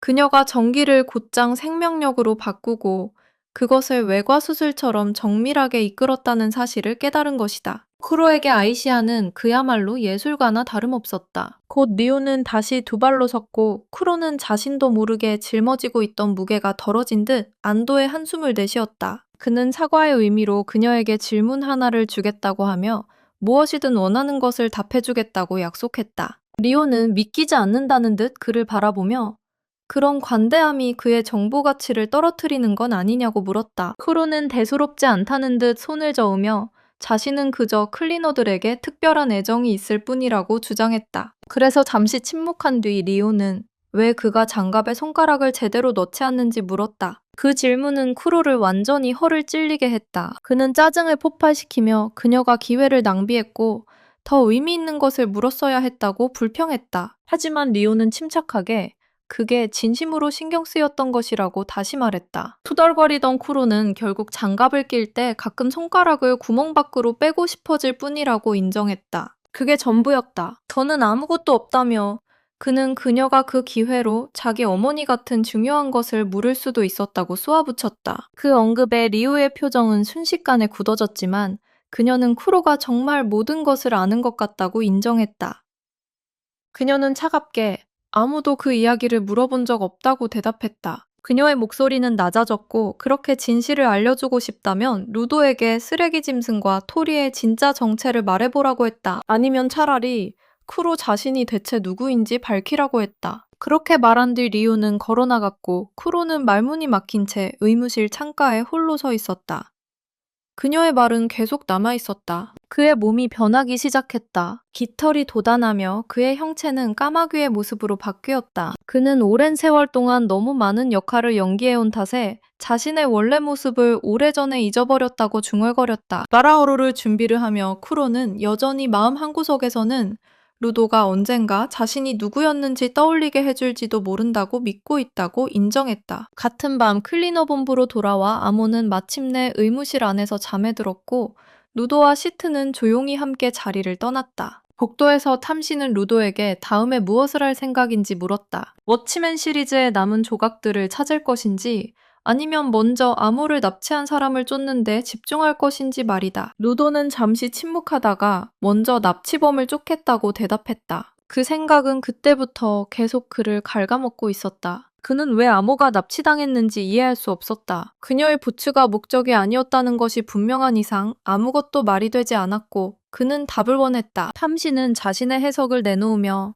어쩌면 누군가가 단순히 복수를 원했을지도 모른다고 말했다. 암호 자신도 많은 사람을 해쳤다고 인정했고 때로는 보복에 더 깊은 이유가 필요하지 않을 때도 있었다. 이 세상에서 그런 동기는 드문 일이 아니었다. 루도는 그 말을 곱씹었고 바로 그때 엘리베이터가 도착했다. 문이 열리자 탐시는 안으로 들어가며 정말 납치범을 쫓을 생각이라면 자신은 막지 않겠다고 마지막으로 상기시켰다. 미소를 지으며 그는 응원하겠다고 덧붙였고 엘리베이터 문이 닫히자 복도 저편에 엔진이 나타나 루도에게 이쪽으로 오라고 손짓했다. 신참은 서둘러 그에게 달려갔고 계단 근처에는 폴로가 기다리고 있었다. 눈에 띄게 초조해진 루도는 곧바로 손짓을 하며 자신들이 알아낸 것을 탐시에게 말해야 한다고 주장했다. 결국 그는 좋은 사람이니까. 엔진은 똑같이 단호하게 고개를 저으며 손짓으로 답했다. 위험을 감수할 수는 없었다. 초커 제작자가 아직 듣고 있을지도 몰랐다. 루도는 짜증이 드러난 얼굴로 자신은 거짓말하는 게 싫다고 손짓했다. 하지만 엔진은 정말 워치맨 시리즈를 밝혀내고 싶다면 참으라고만 말했다. 그들이 계단을 내려가는 동안 조용한 손짓 대화는 계속되었다. 엔진은 언젠가는 리오, 장카, 그리스에게 말할 수도 있겠지만 아직은 아니라고 뜻을 전했다. 서두르면 상황만 더 나빠질 뿐이었다. 폴로. 앞서봤던 그는 당황한 표정으로 뒤를 돌아보았고 뒤에 있는 두 사람이 왜 그렇게 정신없이 손짓으로 대화하는지 전혀 이해하지 못했다. 그들은 곧 지하층에 도착했고 안에 있는 사람이 작업 중이며 방해하는 사람은 후회하게 될 것이라는 경고문이 붙은 문 앞에서 멈췄다. 그 협박을 무시한 채 엔진은 크게 문을 두드렸다. 문이 열리자 괴상한 괴물 의상을 조립하던 아우구스트가 모습을 드러냈다. 그는 분명히 짜증난 얼굴로 무엇을 원하냐고 따졌고 엔진은 즉시 사과하며 간식이 가득 든 종이봉투를 건넸다. 그러면서 아우구스트가 무엇을 준비하고 있는지 이미 안다고 태연히 말했다. 강인은 그대로 굳었다가 가면을 벗고 엔진의 말이 맞다고 인정했다. 그는 특별한 것을 만들고 있었다. 루도는 혼란스러운 표정으로 그 대화를 지켜보았고 엔진은 곧바로 아우구스트에게 설명하라고 재촉했다. 아우구스트는 방 안으로 손을 뻗어 다가오는 인형 축제를 알리는 전단지를 꺼냈다. 그는 그것이 1년 중 가장 큰 행사이며 바이탈 인스트루먼트가 인형이나 장난감 혹은 비슷한 창작물인 기버들이 주최하는 축제라고 설명했다. 그곳은 어린 시절의 환상이 현실이 되는 장소였고 장난감들이 정말 살아있는 것처럼 느껴지는 곳이었다. 매년 참가자와 손님들은 의상을 입고 축제에 참석했고 이번 축제 날짜는 10월 31일 헬로윈이었다. 아우구스트는 온몸에서 빛이 나는 듯한 얼굴로 자신이 모든 노력을 쏟아붓지 않을 수가 없다고 선언했다. 루도가 그 정보를 받아들이는 순간 깨달음이 찾아왔다. 이것은 처음부터 엔진의 계획이었다. 인형 축제는 쿠로가 그들에게 준 단서였고 그들은 그 흐름에 맞춰 움직이고 있었다. 루도는 축제에 가보고 싶다고 들뜬 목소리로 말했고 아우구스트는 찾아오는 사람이 많을수록 좋다며 크게 기뻐했다. 이렇게 정보상편은 마무리되고 가치아쿠타 시즌 2번째 이야기를 향한 무대가 열리기 시작했다. 이번 정리가 재미있었고 다음 파트를 바로 보고 싶다면 좋아요와 공유를 꼭 눌러줘. 이 영상이 너 같은 더 많은 팬들에게 닿는데 정말 큰 도움이 된다. 그리고 가치아쿠타 콘텐츠가 더 보고 싶다면 구독 버튼을 누르고 알림까지 켜둬. 다음 업로드를 가장 먼저 확인할 수 있을 거야. 그때까지 계속 기대해줘. 곧 다시 만날게.